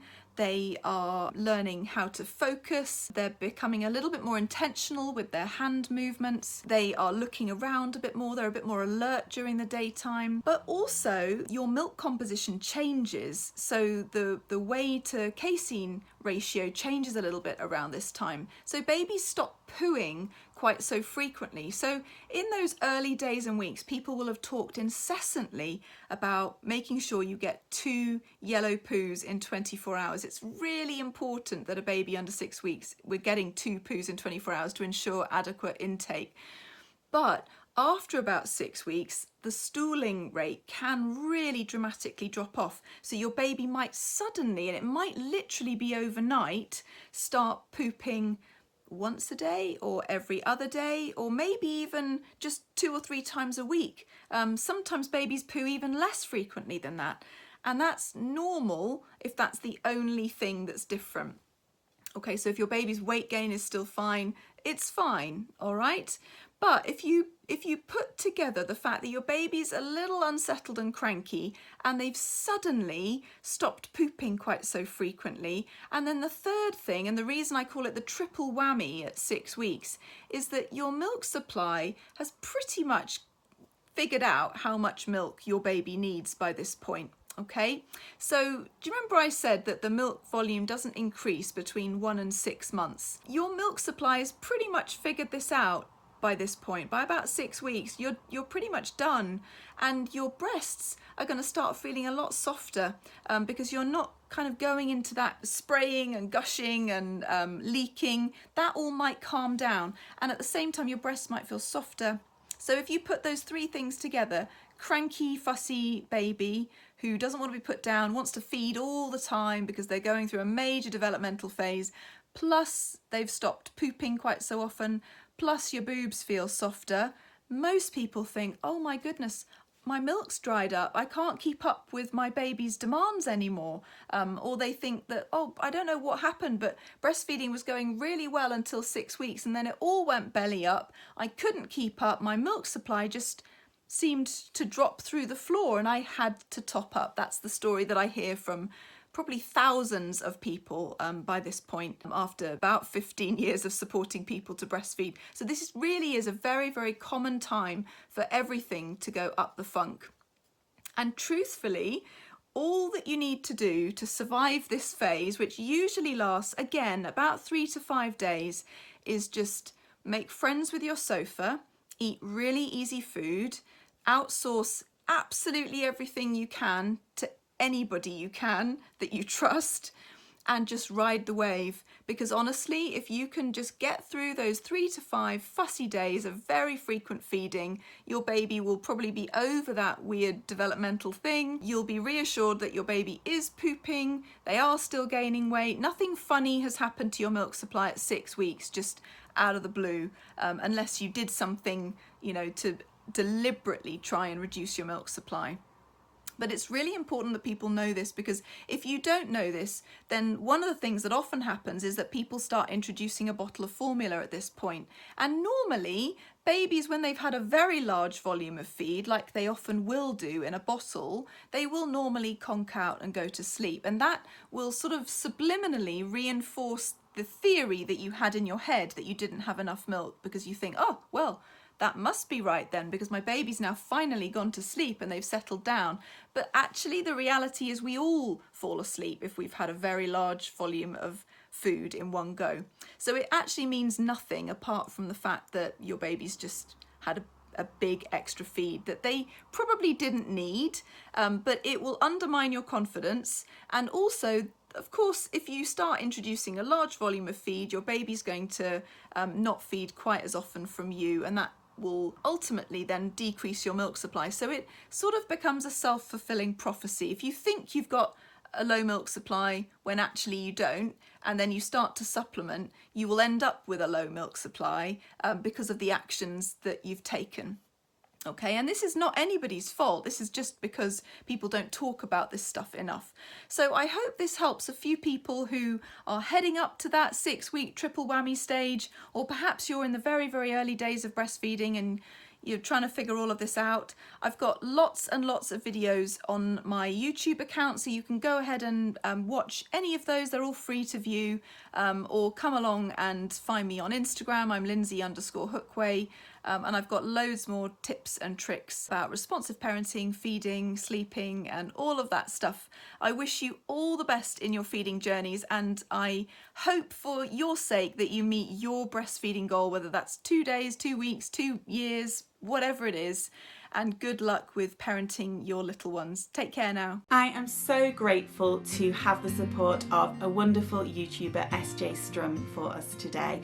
She has been someone that I have followed for the longest time, years and years.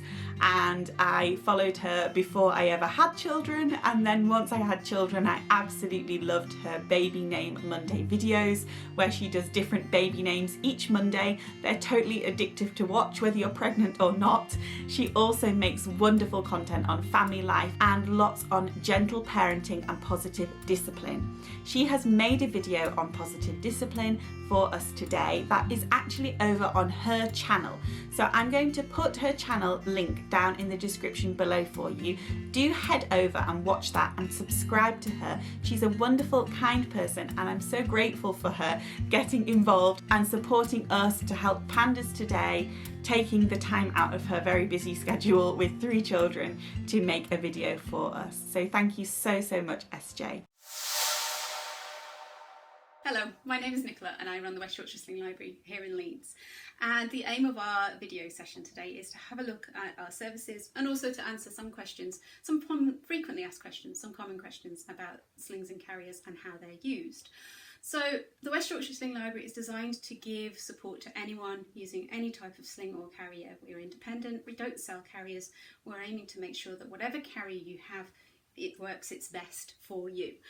We run a hugely popular hire service where people can take things out, take them for walks, use them around the house, see how they work, make sure they fit before going on to buy, or have the flexibility of being able to return a carrier when it's no longer used.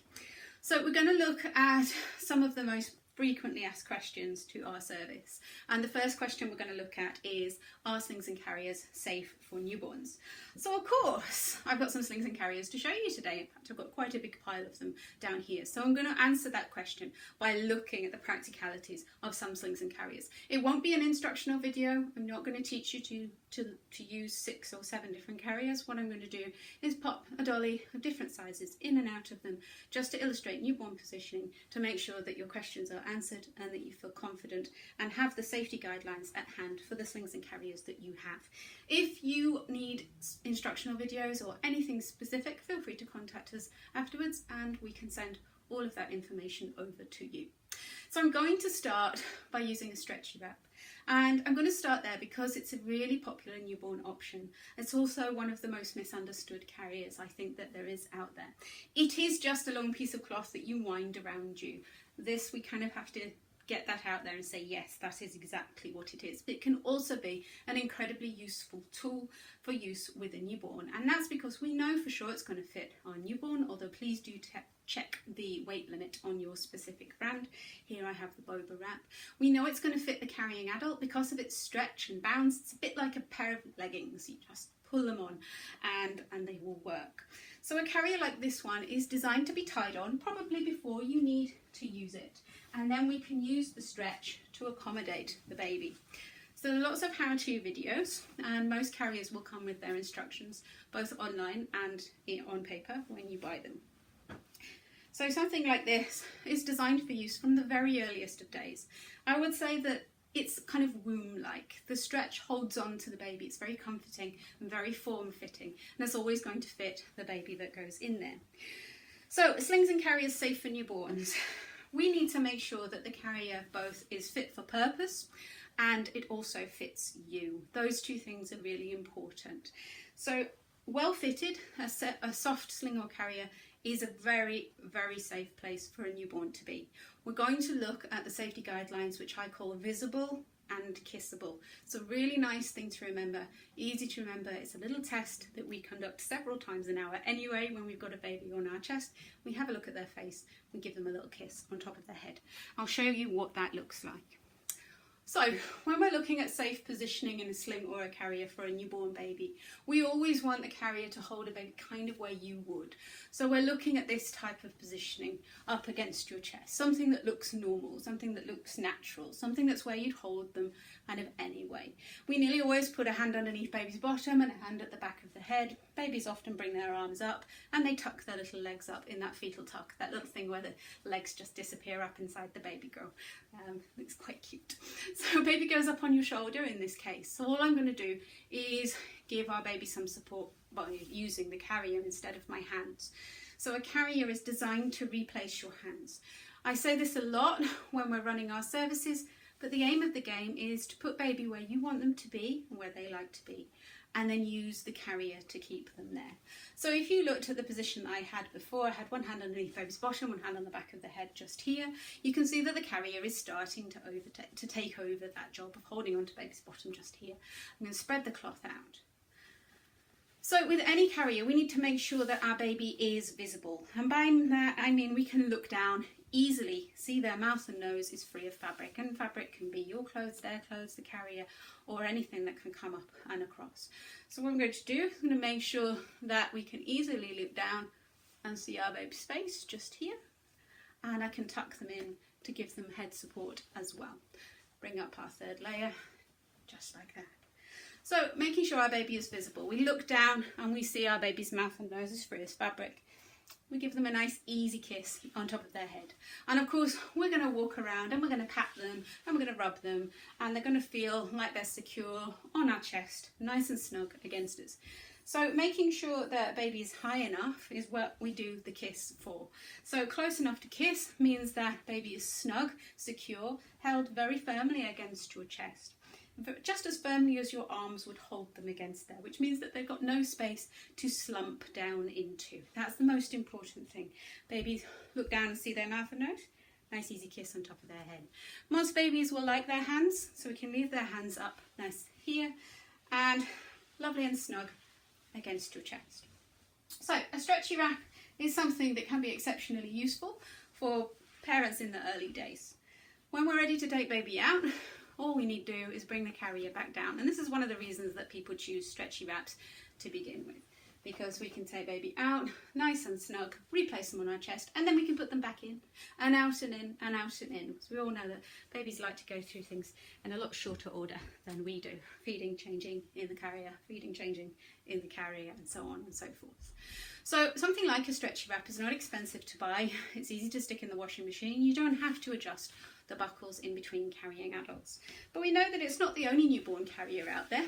It is just the one that I chose to best illustrate that kind of really secure and comfortable carrying position. So I do have a lot of other carriers to have a look at. The next question we're going to look at is, how can I make sure that my baby's in the right position? So this is with reference to legs, hips and spine, which are the most commonly asked questions.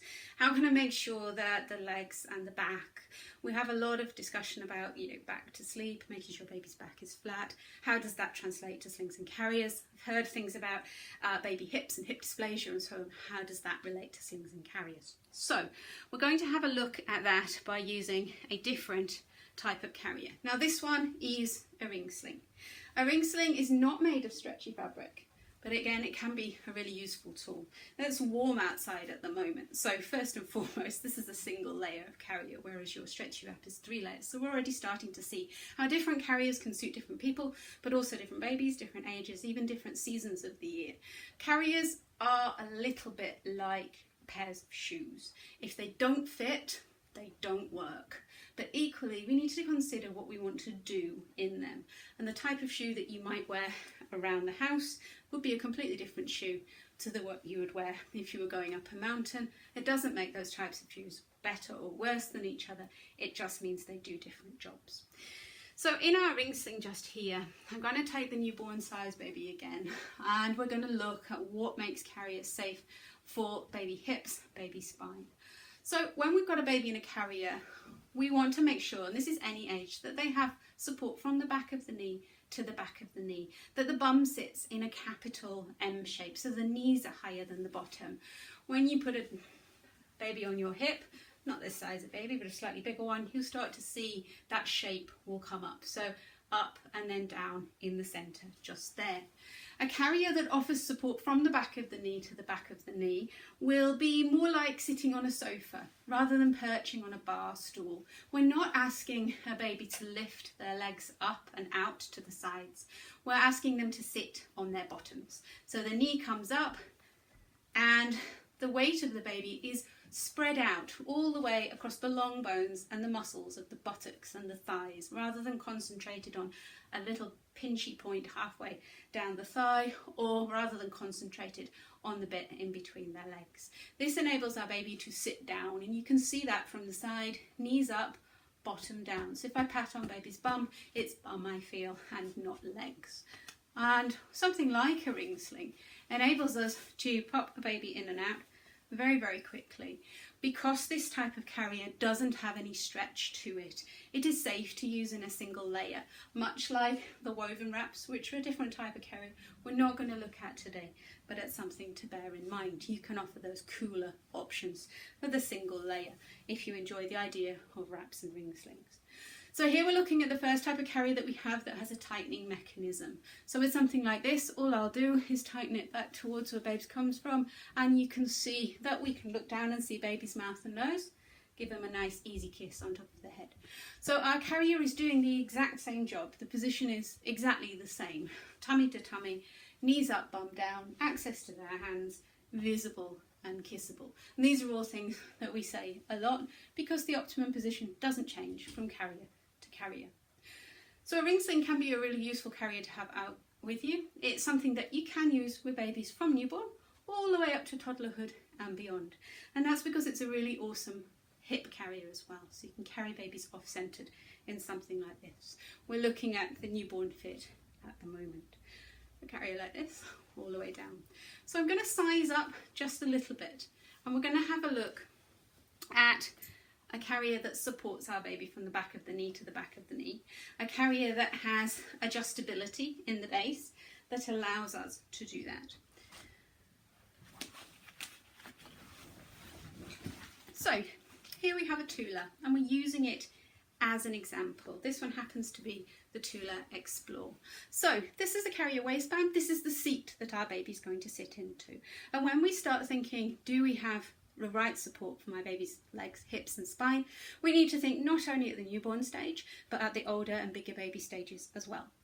So we need a carrier that's going to change in its fit. So our soft carriers, our stretchy wraps, our ring slings, they will all change easily and quickly.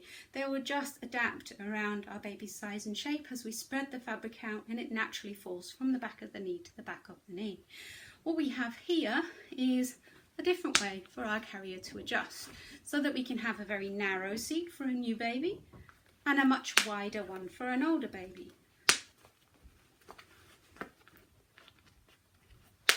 When we're looking at the right position, going to put it on its smallest and have a look at a buckle carrier for a newborn. There is no reason that you have to use stretchy wraps, ring slings, woven wraps, soft carriers for newborns. There are plenty of other choices out there on the market that do the job very, very well. So this is going to be another example of putting the baby where we want them to be, using the carrier to keep them there. So I'm going to go back for my little one and pick them up and put them against the chest. So again, instead of being in a kind of stood up position with the legs down, which means they throw their heads backwards and everything just feels a little bit ungainly, we have that tucked up position, that bit that enables them to lift their head freely and then to rest their head again. That enables them to bring their arms up and to have that gentle curve of the spine all the way up to the top here. And we're going to scoop the carrier up between the knees. So you can see here the support from the back of the knee to the back of the knee and all the way up to the back of the ear. Place my strap on the shoulder, and I do the same on the other side, just there. Reach up behind, click my carrier together and bring it down towards me. So we're looking again at that newborn position, and you will see that the position we're looking at is the same carrier through carrier through carrier. There are just different ways of achieving the same thing. No better or worse. There will be just ones that are better for you than other ones. What we got here is support from the back of the knee all the way up to the back of the knee, access to their hands, look down, see baby's mouth and nose is free of fabric. Give them a nice easy kiss on top of their head. So it's a really easy carrier in which to see that triangular support that we have going on, knee to ear. It's even got little triangles on to remind you.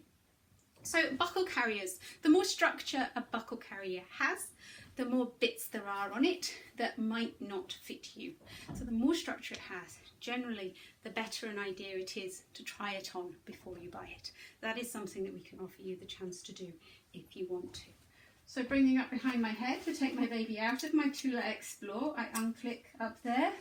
I have one hand safely on my baby, of course, and I'm going to take the carrier down all that way, all the way down to underneath the bottom.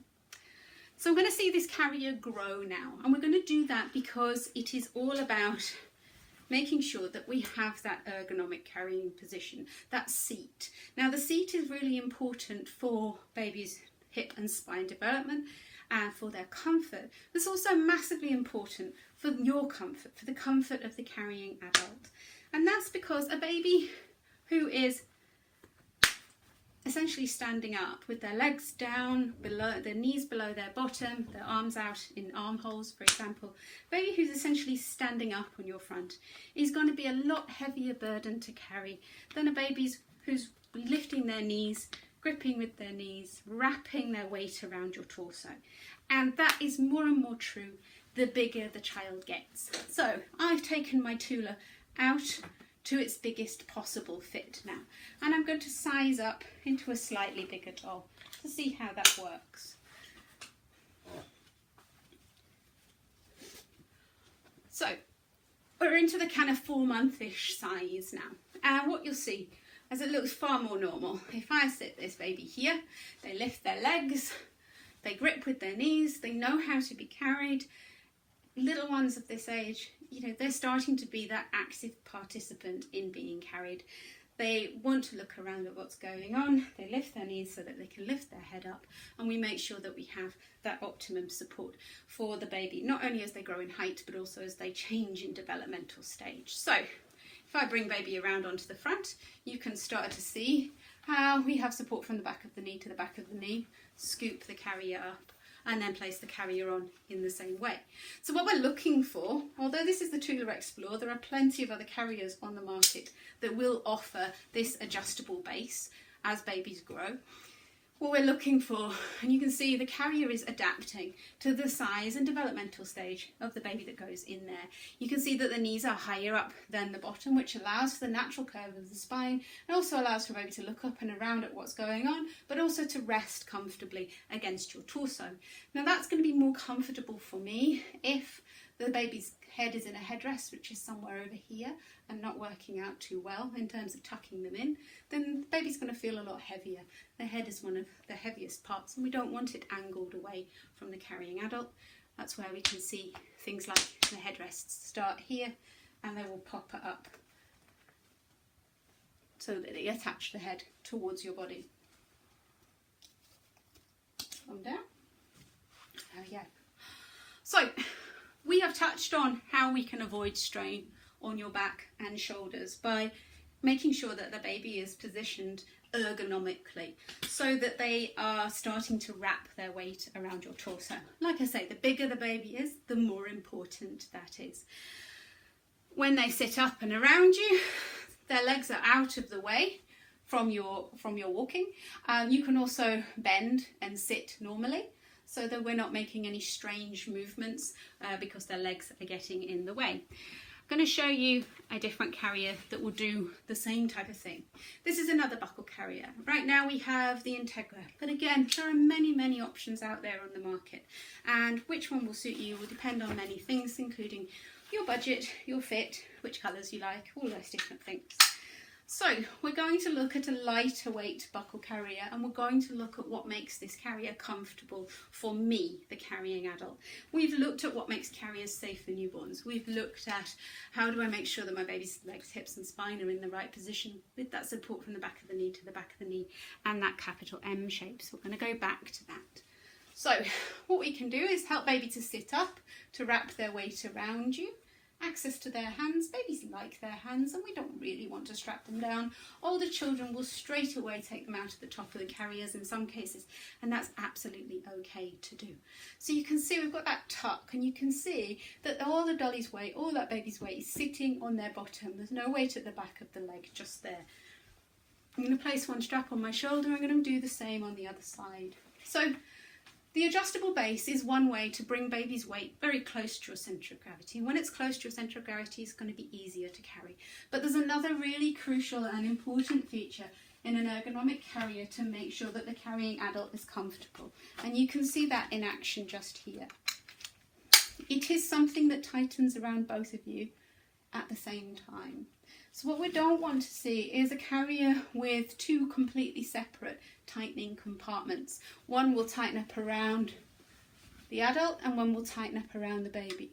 With this type of tightening mechanism, when I lift my baby up and towards me, it comes in, it starts to tighten around us both, it brings baby's weight very close to me and wraps it around my torso. When it's wrapping around my torso, it's taken down towards the ground, through my pelvis to the floor, and it completely bypasses the shoulders. So that tightening mechanism, forwards and backwards movements, is what's wrapping baby's weight around me. The weight comes off my shoulders completely, and it means that I'm more comfortable for much longer, both much longer in terms of hours in the day and also much longer in terms of months and years for baby carrying, to make sure that a carrier does the time span that I'd like it to do. There we go, older baby, nice and snug.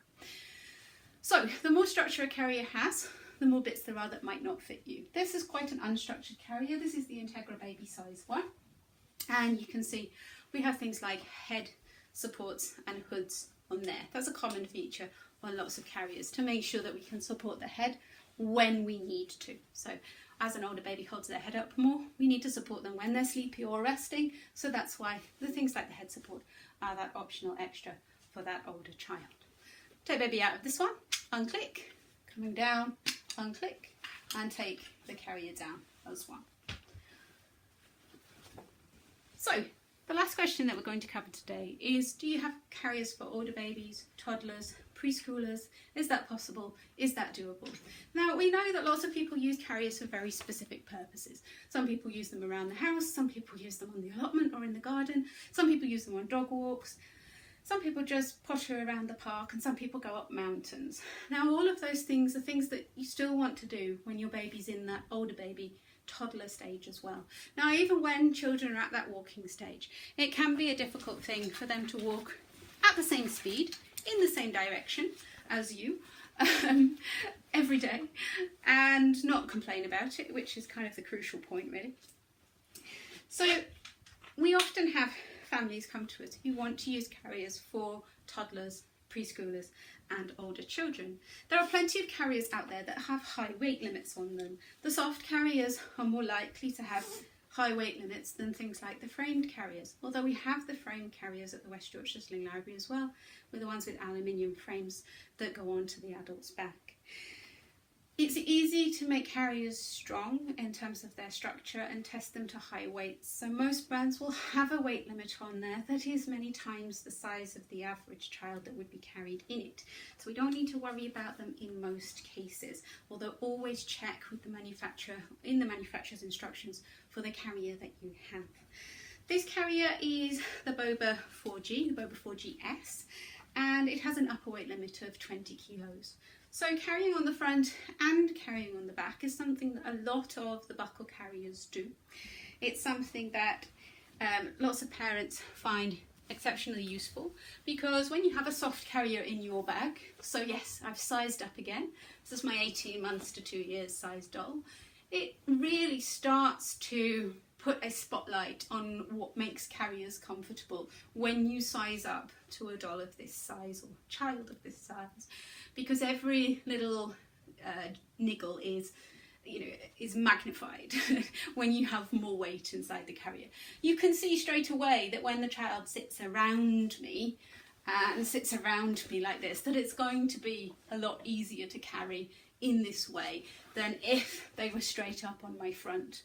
You know, the legs are somewhere down there, somewhere down by my knees. Children approaching their second birthday, like the size of this doll, are tall, and we want them to have optimum support from the carrier, and we want the weight distribution to be a good one for you, because the more they weigh, the more important that is. So you can see, as we bring the carrier up, this is our standard sized Boba 4GS, suitable with babies from 7 pounds in weight. We use a little infant insert cushion for that age. You can see that the carrier is still holding our baby from the back of the knee to the back of the knee. It's perfectly okay for a child of this size and age to have their arms out at the top. We should have support to just underneath the armpits, a little bit like where you'd pick them up if you were picking them up from the ground, and click behind my head up here. So here is that tightening mechanism. Again, that's something that brings the weight down and around and passes it around my torso. You can see that kind of tightening mechanism that allows more upper body freedom for the child at the top end, but wraps the weight around me. And it makes our child so much easier to carry. So a carrier like this one can also go up onto the back. We have plenty of back carriers at the West Yorkshire Sling Library. Trying a baby on your back in a carrier is something you should double check, again, the manufacturer's guidelines for the carrier that you have, whether it goes on the back or not. If it does go on the back, what age and stage do they suggest that at? But we know that lots of our families prefer to carry toddlers and older children up on the back as well. So it's perfectly possible to do it in something like the Boba 4G. It's something perfectly possible to do safely by yourself. Again, I won't be talking you through the exact process of passing them around onto your back because I will give you a safe instructional video on how to do that if you wish. You just get in touch with us. Our advice is free and I'm more than happy to help. But what I wanted to show you was how that looks up on the back. So we've got a lovely rucksack carry going on here with our toddler up and around. I can carry on with my walk. I can carry on doing the things that I was doing. And we know at the moment that there's lots of you out for longer walks. We know that lockdown and social distancing is making things difficult, and we know that we're trying to get off the beaten track with toddlers and preschoolers, and we're trying to keep them safe in shops. We're trying to keep them away from other people. So slings and carriers can play into that for lots of families. Something that means that you can get to where you need to go, and you can keep your child nice and close along the way. So what we've looked at today is some of the most frequently asked questions of us at the West Yorkshire Sling Library. We are here for support, specialised individual support, personalised to you to make sure that whatever carrier you're using, it's working its best for you. We have an entire subsection of carriers that work for toddler size, preschool size, everything in between. If you need a carrier for your little one, or you feel like it would be useful for you, then please do get in touch. We are currently, of course, still restricted, and that means that we're still not able to offer our free drop-in sessions in normal times, and we hope to resume them very soon. We run free to attend drop-in sessions so that anybody can come. You don't need an appointment with any type of sling or carrier, and we'll help our best, the best we can with that, to make sure that it's safe and comfortable for you. Our hire service offers low-cost carrier hire. We charge the same no matter which carrier you choose, and it means that you can choose your carrier based on fit, not on cost. It means you can try things before you buy them. We can also offer advice and help with how to buy a carrier, whether that's buying it new. We can give you discount codes or recommended retailers.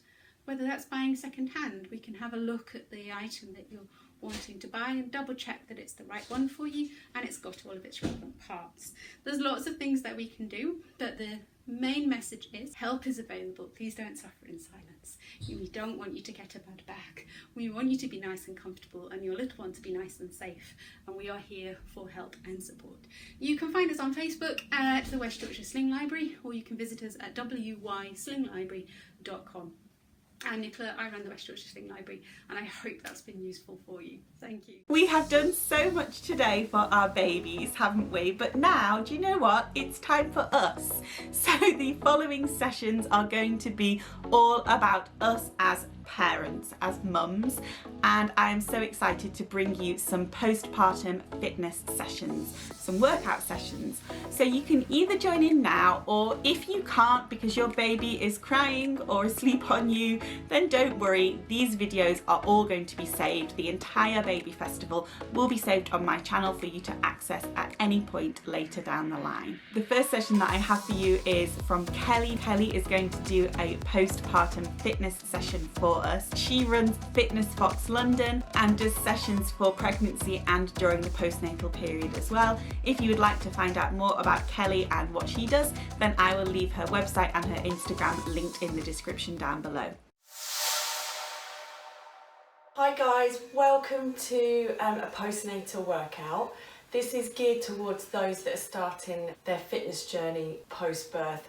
Those first few workouts where you just want to do something that's safe, that's effective, but also is fairly gentle, because the body definitely needs to rebuild and repair before we do some of those harder exercises. So first of all, I'm going to go through how to breathe. We're going to do some pelvic floor breathing right now. So if you come up onto your knees like so, I want you to place a hand on the lower belly. Let's do it this one, and then a hand on the side of your ribs. So this is where we're going to send the inhale. You're going to expand your ribs, expand your belly, really let all that air flow in. Don't be afraid to kind of let the belly go, let your pelvic floor spread. So let's take a big inhale into the belly, into the ribs. Open your mouth to exhale and feel everything deflate. So inhale to inflate, breathe into the belly and the ribs, exhale, open your mouth. Perfect. Now we've got that breathing pattern, we're going to engage our pelvic floors on the exhale. So to do this, you imagine stopping wind, stopping the flow of urine, and gently gathering up. So it's always from the back to the front, and then gently lifting up inside. So let's take a big inhale. As we exhale, gather the pelvic floor. So it's just a gentle lifting up inside. And then as you inhale, let it spread, let it go. Exhale, lift. Inhale. Let the pelvic floor go, let your belly go, breathe into your ribs. Exhale, pick up the pelvic floor from the back to the front. And then inhale, let it go. Let's just do a couple more of those, but on the next ones, I'd like you to hold on for approximately 10 seconds. So I will count you. So let's take a big inhale. As you exhale, I want you to gather your pelvic floor, and I want you to hold on to it now for a count of 10 seconds. Keep breathing as you normally would. 8, 7, 6, 5, 4, 3, 2, and 1. Let that go. Big inhale, let the pelvic floor and the belly relax. Now as you exhale again, gently picking your pelvic floor up from the back to the front, holding onto that for a count of 10, 9, 8, 7, 6, 5, 4, 3, 2, and 1. Let that go. So that is a couple of examples of how to do your pelvic floor exercises. It isn't just a quick squeezing of your pelvic floor and letting it go. You do it very much in time with your breathing pattern, shorter holds and longer holds. Okay, next thing we're going to do is just look at a little bit of mobility. So as we have grown a baby, birthed a baby, there's going to be areas of tightness within the body. One of the main areas you will find is the hips. The hips directly affect the back as well. So sometimes the stiffness and shortness through your hip flexors is going to directly impact those aches that you might feel in your back. So let's take the right foot forward. I'm going to ask you to tuck your tailbone under now, squeeze that left glute, just drop forward a couple of inches and raise your left arm. So you must keep your pelvis tucking under. You must keep that little squeeze in the glute. Hold on to that. Good, keep squeezing. You'll feel that hip at the front release, and then let's just send our butt back. So this is quite a strong stretch down the back of the right leg. Let the head go. Hold on to it for a couple more big deep breaths. Good, and then send those hips forward again. So we're going to come up, tuck the tailbone, so tuck those hips under, keep the left glute squeezed, raise the left arm, keep squeezing. You'll feel this nice stretch at the front of the hip. How are we doing? Couple more deep breaths. Good, and then sending those hips back, hands come down, hold on to this. And we're going to switch that to the other side. So taking a left foot forward, we're going to tuck tailbone under, dropping forward, raising your right arm. So keeping hold of this little squeeze in those glutes, and then sending the hips back, reaching for the floor. So nice stretch down the hamstring, down that left side. Good, then coming forwards again, remember the hip tuck, squeeze the right glute, a little drop forward with the hip, we're not sinking all the way, really reach those fingertips up to the ceiling. Fab guys, and then sending the hips back again. Good, holding onto this for 3, 2, and 1, perfect. Now we're going to go into all fours, we're going to wake up the spine a little. So have your hands set under your shoulders and your knees under your hips. We are going to inhale to prepare, so take a big inhale in through the nose. As you exhale through the mouth, push the floor away. Good, you can draw the belly button up into the spine as well, so you can activate your core. Inhale, lift your head, lift your tailbone, as so. Exhale, push the floor away. Inhale, lift. And exhale, spreading the scapula. Inhale, lift, and exhale, push. Good. We're going to curl our toes, we're going to lift the knees off the floor, so this is a bit of a step up. Pushing back into the heels, I want you to keep your knees bent, and I just now want you to walk out as if you're walking one heel, pushing it down into the mat. So we're now getting some movement in our ankles, calves are stretching, holding onto this. Few more little steps. Lovely. Okay, so just working on those hips again a little bit more, so slightly different. Bring that right foot forward, and this time we are going to sink all the way forward, so we're really releasing the front of your left hip, so you should really feel that. It's a really, really nice stretch. Good. And then we're going to curl the back toe under, we're going to lift the back knee, and we're going to push back. Back, back, back. So it's just now taking it up a notch. Lovely, coming forward, we're sinking the hips. Good. And then lifting the back knee, pushing back into our right heel, holding onto that. Lovely. Switching to the other side. So left foot forward, this time we sink. Both hands come down, one either side of our front foot. Hanging onto this. Curl the back toe and just lift, gently push back. You don't have to fully extend this front leg. Hold on, and then coming forwards again. Back knee touches the floor, we sink the hips. And then we lift and we push back.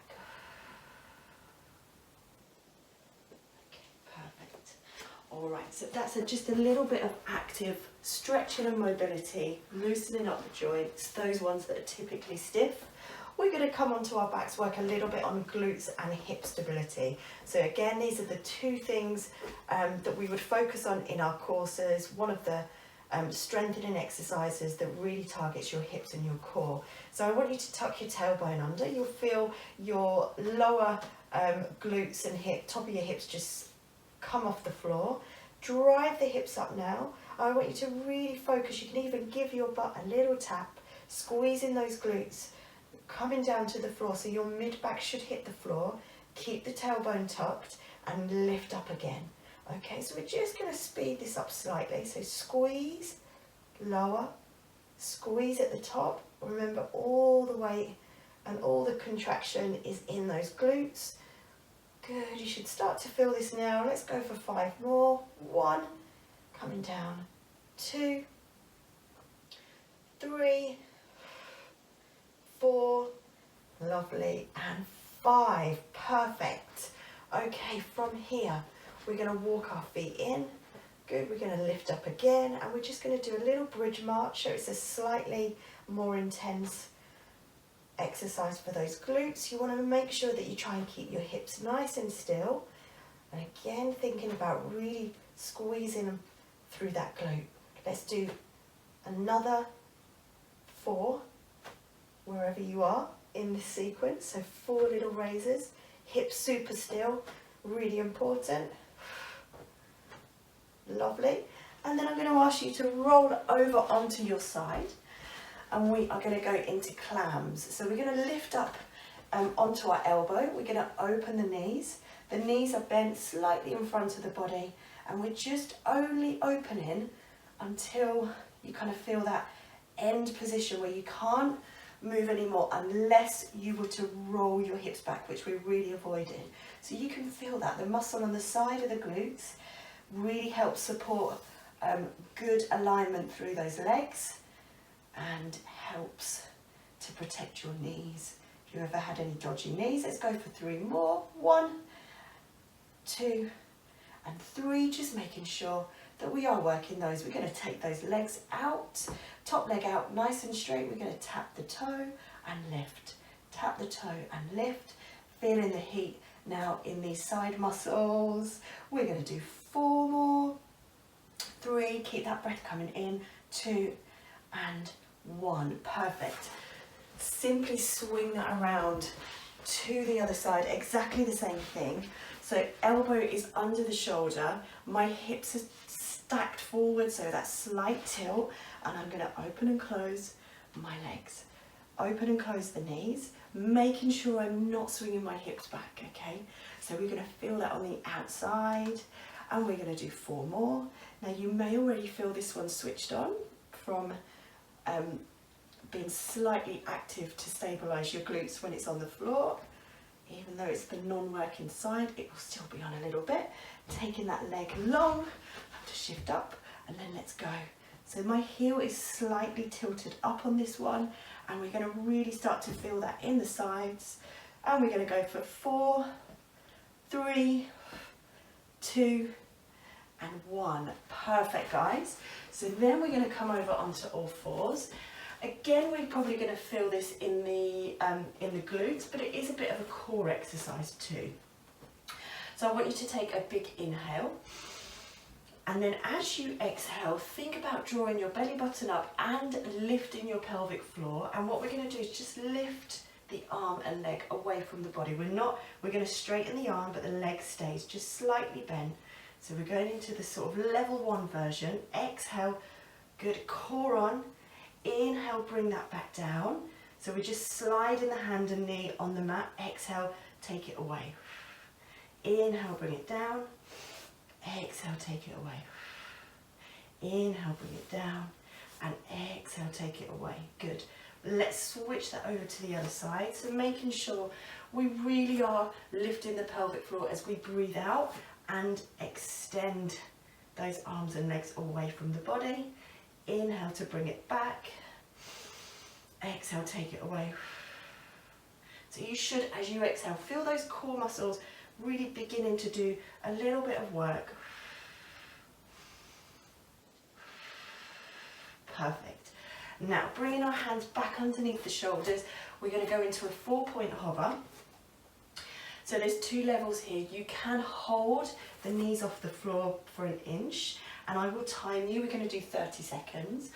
Or alternatively, if you're very new post-birth, and this feels like a stretch too far, you are going to take an inhale to prepare, and you're going to lift on the exhale. That's when you engage your pelvic floor and your core, and you're going to lower on the inhale. Okay, so 30 seconds, choose the level that you think will suit you best. We're going to go in 5, 4, 3, 2, and 1. So lifting the knees if you're going there. Now making sure that you push up through the shoulder blades, they're not dipped in the middle. The tailbone will tuck under slightly, and we hold that here. Okay, so remember, if you're slightly less acclimatized to exercise, you're going to drop the knees to the floor on the inhale, and you're going to exhale as you lift. Okay, so we're nearly there for this one. We've got 5 seconds. 4, 3, 2, and 1. Perfect. Okay, coming back over, we are going to do something called the dish hold. So this is just an isolated abdominal exercise. So you can come back onto your back, lift one leg, lift the other leg, knees over the hips. Now if you don't feel comfortable, you can, with feet off the floor. If that's not good on your back, then you can of course keep the both feet on the floor.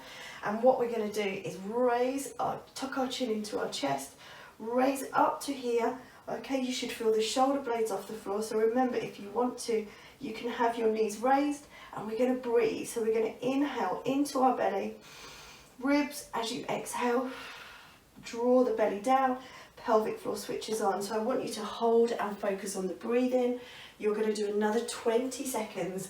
So if you're not comfortable with your feet off the floor, we're just going to hold this position here. Breathe. Looking down at your belly. If you can't control any popping or doming, if it's too much for you, do what you can, even if it's a couple of big deep breaths, and then relax. So you've got 5, 4, 3, 2, and 1. Relax. Okay, so just hugging those knees gently into your chest, taking a big deep breath. Okay, we're going to go through those exercises once more. So just a fairly gentle postnatal workout today, working on key muscles, core and hips, and a little bit of stretching obviously to start. So feet are hip distance apart. Let's go again. Tuck the tailbone. Okay, send those hips up to the ceiling and then drop, but keep the tailbone tucked. Let's go for 10, 9, 8, 7, 6, 5, 4, 3, 2, and 1. Walking the feet in together makes it more stable. Lift the right leg, knee over the hip, and then tap, and then lift the other side, making sure those hips stay still. You're still thinking about pushing through your heels, squeezing your glutes. Breathe in also.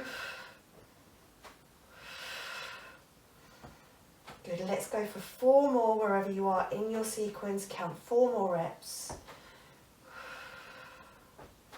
Lovely, lower it down. Let's swing over onto the sides. So knees are bent, slightly in front of the body, and we are going to now just open and close.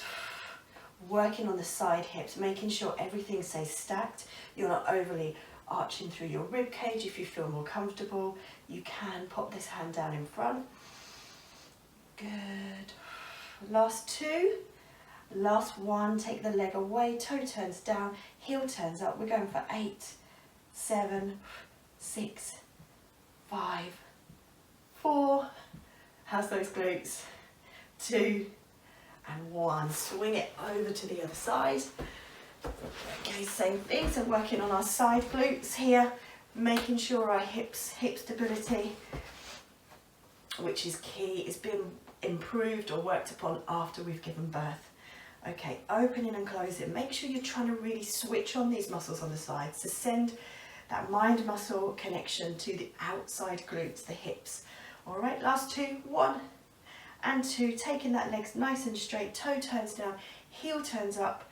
8 taps, 7, 6, 5, 4, 3, 2, and 1. Fabulous, guys. Coming over onto all fours. Okay, take a big inhale now. Exhale, extend. Inhale, bring it back. So you can fully extend that leg now. Squeeze the glute and then bring it back. Exhale, draw the belly up, core switches on. 2 more, exhale. Inhale, exhale. Perfect, exactly the same on the other side. Inhale to prepare, and then exhale, making sure the back is nice and flat. I'm not overly arching my lower spine as I reach. Okay, inhale, bring it back, exhale out. Drawing the belly up, the core, exhale connection, really important. Lovely. Finish off there. We're going into that 4-point hover, so remember we can lift on the exhale, lower the knees and tap them on the inhale, or lift for 30 seconds. We're going in 5, 4, 3, 2, 1, just lift. So if you are going for knees off the floor, going for that harder version, just make sure the knees are not coming up too high. Tuck the tailbone, push the floor away, shoulders over the wrists, not too far back. And then we're going to hold that there. If you're holding, 15 seconds. Whew, it's so hot today. Nearly there. 8, 7, 6, 5, 3, 2, 1. Great job. We're nearly there, guys. So we're going to come onto our backs. We're going to finish with this dish hold. So just be aware of the midline. Not too much doming. A little bit is okay. Can you control it? So we're going to lift the knees off the floor, knees over hips. Reach the arms forward, the chin tucks in, and we're going to take 5 deep breaths. So either feet on the floor, into the belly expands, exhale, pelvic floor on. I started talking hard, pelvic floor switches on. Okay, let me just time you. So 15 seconds, we're nearly there. Keep going, keep breathing, keep with the focus on that pelvic floor connection when you breathe out. 3, 2, 1, and rest. Okay, so again, we're just going to rest the head, bring the knees in, and give them a squeeze. Okay, so just letting everything calm back down. Central nervous system coming back down. Take a big couple of deep breaths. Perfect. I want you to keep hold of your right knee. Let your left leg fully extend down to the floor. And then we're going to do this nice twist all the way over. You may get a couple of clicks. Let the right arm just hang to the side. So you'll feel this in the back, in the butt. Just a nice little stretch to finish off. Holding that there. Coming back into centre. Grab your knees again. This time we're doing the opposite. So the right leg extends to the floor and the left leg comes all the way over, letting the left arm just hang out to the side.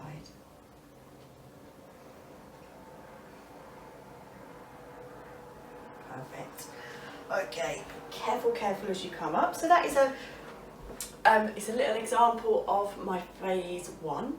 So some of the exercises that we'll do to get us going again, to make sure that we are breathing properly, we're connecting to our core and our pelvic floor, working on our glutes, working on mobility. If you want to know more, you can head over to my page. I think the links are all going to be tagged there. But I hope you enjoyed that, and maybe I'll see you again soon. Thank you, guys. Hello everybody, future Sophie popping on again to tell you about the other additional prize that we have for the Baby Festival for you today. I am so pleased to be able to offer you this beautiful wooden tricycle, kindly gifted to us by the website Kidley. Kidley are an absolutely fantastic website. I used them so much when I was pregnant with Finley to kind of prepare and get all the baby stuff. Everything on their website is tested by them and by their customers. And so you really do get that reassurance that absolutely everything they sell is really great quality. So I almost used it as kind of an unofficial baby registry. I used to go on their website and basically whatever they recommended I would buy. They're really brilliant. I will leave their details linked down below for you. The wooden tricycle comes from the brand Yano, which is a French brand that make beautiful wooden toys for children. If you would like to win this wooden tricycle, then just comment down below saying I would like to win the tricycle. This competition is open, as with all the others now, until Friday, the 21st of August at midnight, and all the other terms and conditions are listed down in the description below. I would like to welcome Victoria Rock Pilates. If you would like to find out more information about Victoria, she is on Instagram and she has a website too. I will link them down below for you. Hi everyone, my name's Victoria. I run an online Pilates company called Victoria Rock Pilates. I specialise in pre and postnatal as well as mixed ability mat. I'm currently 6 weeks postpartum myself with a second baby. So I thought what I'd do today is just go over a reasonably quick routine that you can do at home. Appreciate you don't always have heaps of time to do this stuff. So let's get going. All right.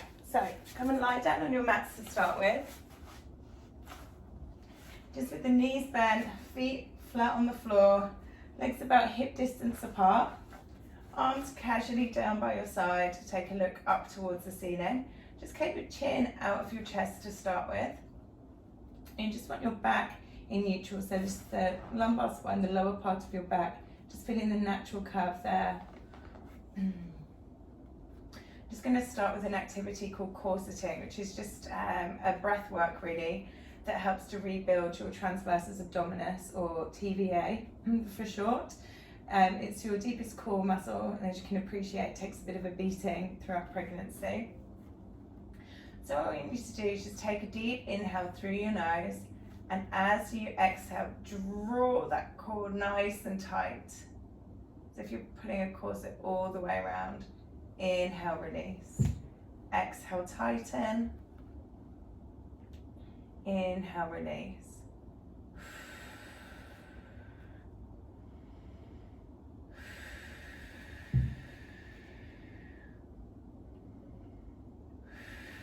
So I'll be using this technique throughout this mini session as well. I'm working on our pelvic floor as well as postural back muscles. Okay. Last one. Exhale in. Inhale, release. Now let's go into some pelvic tilt. So deep inhale, exhale, raise the pelvis. Just a few vertebrae up off the mat. Inhale, release. Exhale, tilt. Inhale, release. A few more here. And then we'll go into a full bridge. So you're going to be corseting the waist, pulling up the pelvic floor again. Okay, from here, inhale, exhale, take every vertebra up off the mat till you get into a straight line from your shoulders to knees. So make sure you're not going up into your neck, keeping the hips raised, glutes together, down onto the heels, pelvic floor drawn in, waist nice and tight. Inhale here, exhale, come down, leaving an imprint of your spine into the mat. Inhale, exhale, lift. Inhale, exhale, lower.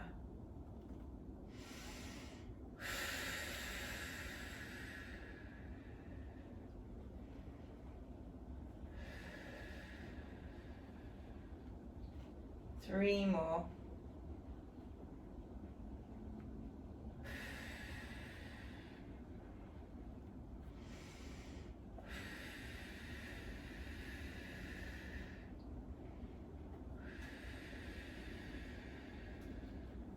Last two.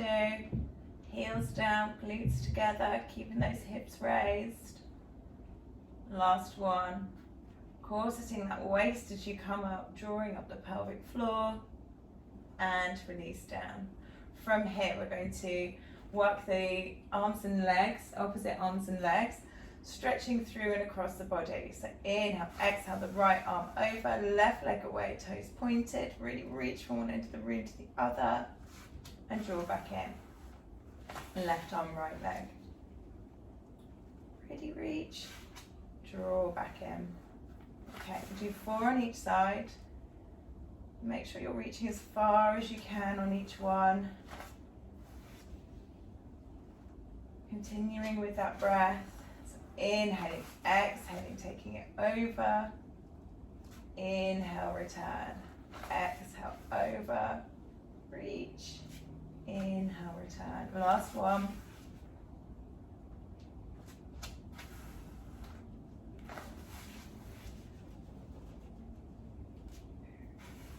From here, roll onto your left-hand side. Let's go into a side leg lying series. You can just pop your head up on your hand and take the legs forward to about 45 degrees. Right hand casually comes down in front of you, hips stacked, waist drawn in. Deep inhale, exhale, we're taking the top leg up with a pointed toe, flex and lower. So we're just going to do 10 here, keeping the hips nice and stable. Don't worry about working into your full flexibility, especially if you're feeling a little bit looser than you normally would do. Just stay in control with that leg. So halfway.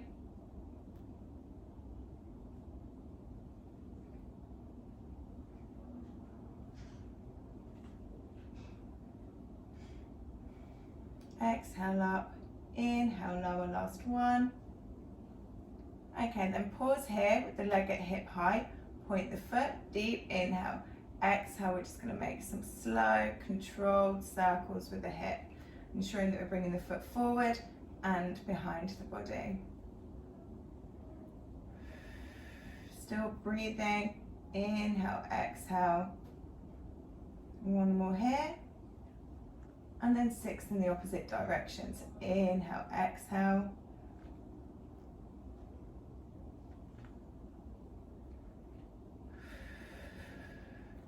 Last 2,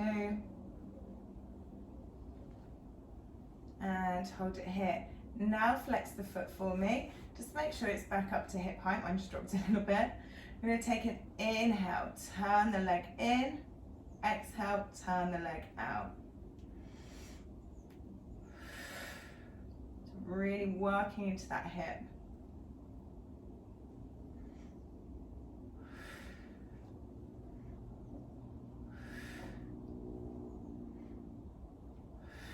Last one.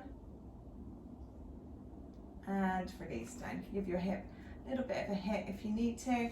And then just slowly push yourselves up into a seated position. You can go cross-legged, proper cushion underneath you if you need. If you just need to help you get a nice straight spine, sitting up nice and tall. So I'm going to ask you to take your arms out to crucifix. I'm going to take an inhale, exhale, make circles here. So just helping to strengthen our deltoids, those postural back muscles that we spoke about at the beginning of the session. So the trapezius, latissimus dorsi. 3 more. And then back the other way. Inhale, exhale behind.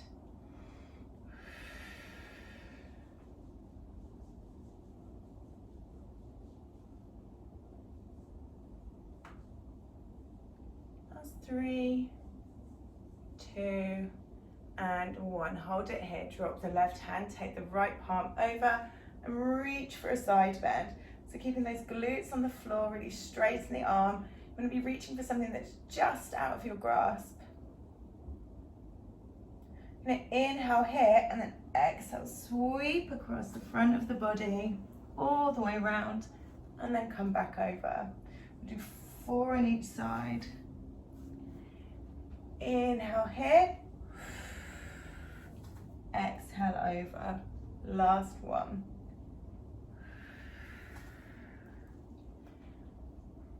Hold it here, couple of breaths, really reach, open up that right side of the body and swap over. So reaching here.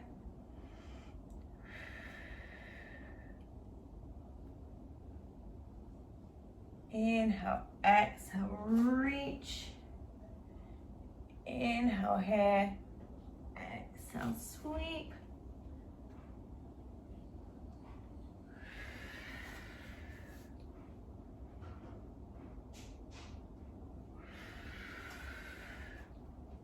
And again, just hold it here. Release down. Okay. Let's come and lie down on our right hand side now and do the side leg lying that we just did on the opposite side. So getting into that position, head resting on the hand, feet pulled forward to about 45 degrees, hips stacked, tummy pulled in, left hand casually down. Inhale, exhale, foot comes up, flex and lower. So we're here for 10.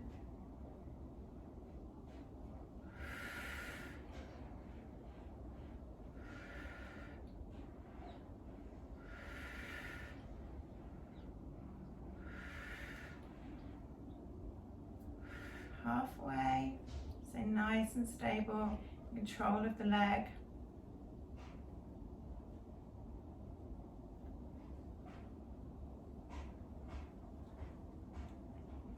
And we're pausing here, pointing the foot, inhale, exhale, make those circles.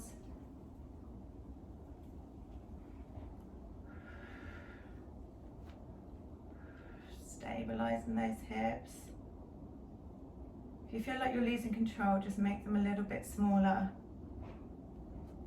These can be quite tough, these ones. Okay, back the other way. Inhale, exhale.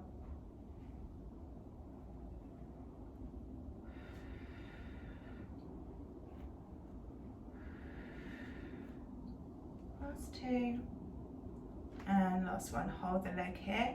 Flex the foot, we're taking an inhale, drawing the leg in. Exhale and open. Inhale in, exhale and open.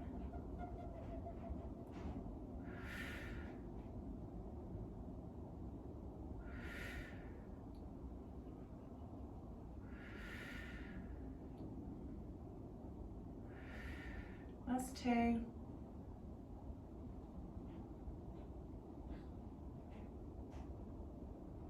And and release down. From here, come and roll onto your front. It's quite nice to be able to lie on your front after being pregnant, isn't it?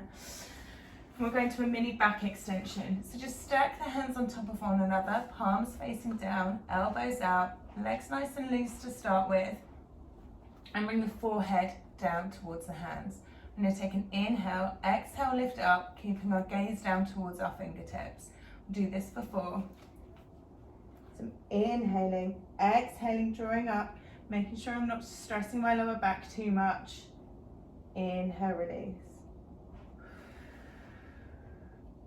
Inhale, release. So just come as far as feels comfortable. Make sure you're not in any pain.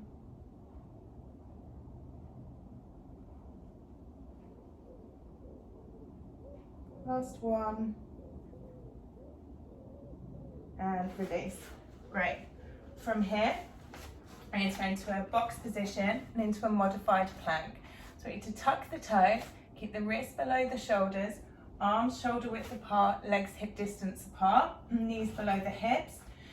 Deep inhale, exhale, just lifting the knees a couple of inches up off the ground and bring back down. Inhale, exhale, lift, remembering to corset that waist still. Inhale at the top, exhale, lower. 3 more.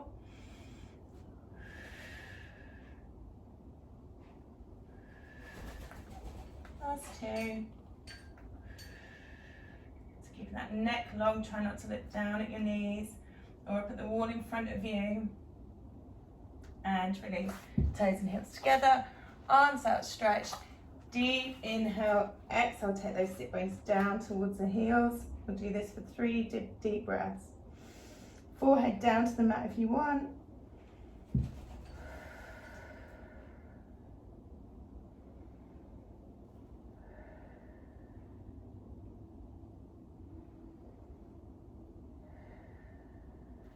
And then slowly come back up.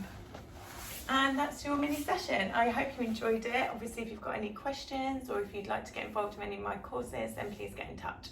Thank you. To finish off today's session, we are going to just take a minute and take a break and have a lovely mindfulness relaxation session with the wonderful Chloe from Happy Parents, Happy Baby. Now, Happy Parents, Happy Baby have been helping parents immensely during the lockdown period. They have been doing so many free sessions over on their Instagram. I am actually thrilled to be becoming a part of the Happy Parents, Happy Baby team, so you will see me over there a lot more. I will leave all their details linked down below for you, and welcome to Chloe. Hi everybody. I hope you're really well and having a really wonderful day. Thank you so much to the lovely Sophie for having me here for your online baby festival. It's a complete honour. My name's Chloe. I'm a hypnobirthing teacher and a course host from Happy Parents, Happy Baby Antenatal. If you're looking for an antenatal course, please check us out at happyparentshappybaby.com, and we're on Instagram at happyparents.happybaby. We're run by a team of experts, so as well as your normal antenatal course things, you also get breastfeeding, bottle feeding, hypnobirthing, first aid, obstetrics, paediatrics, and much more. So we're a really in-depth course.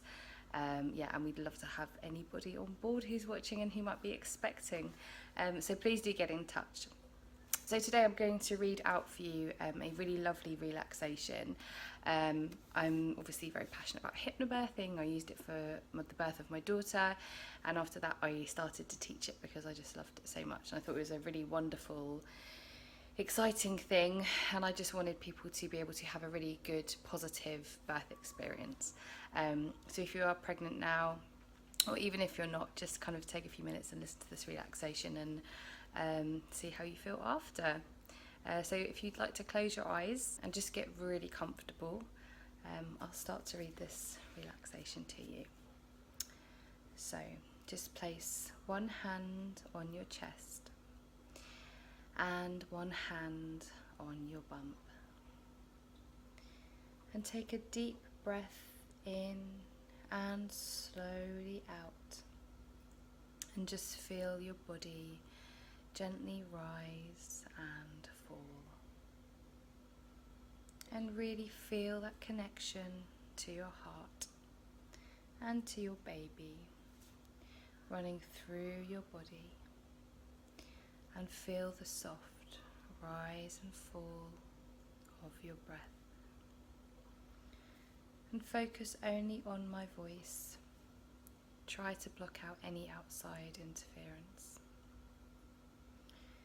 And whatever is going on in your mind at the moment, we want to try to silence it and try to bring a little bit of space to your mind.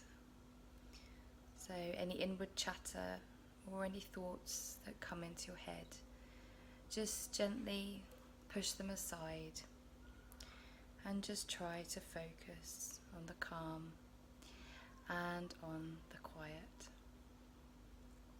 Breathe in and feel your chest rise, and breathe out and feel it fall. You feel clearer, you feel calmer, and you feel quieter.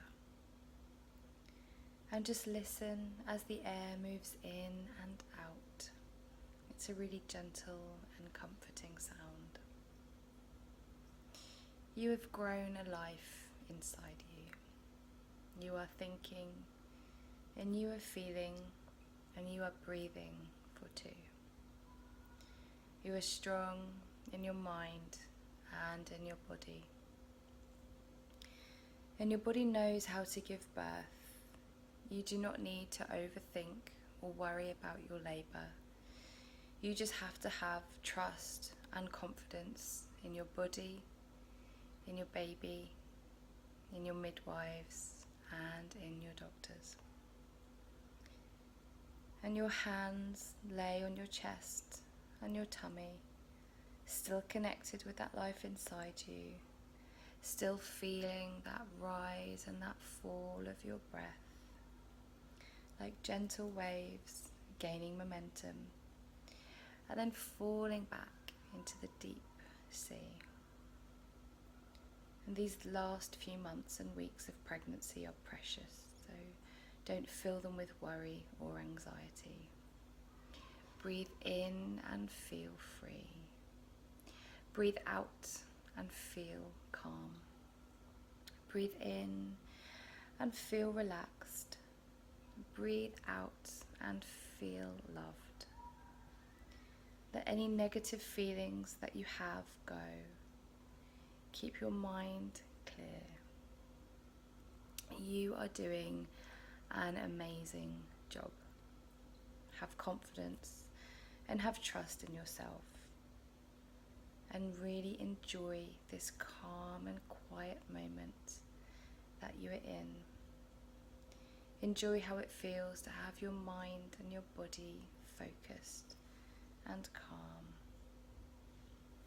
Breathe down into your baby and down into the depths of your body.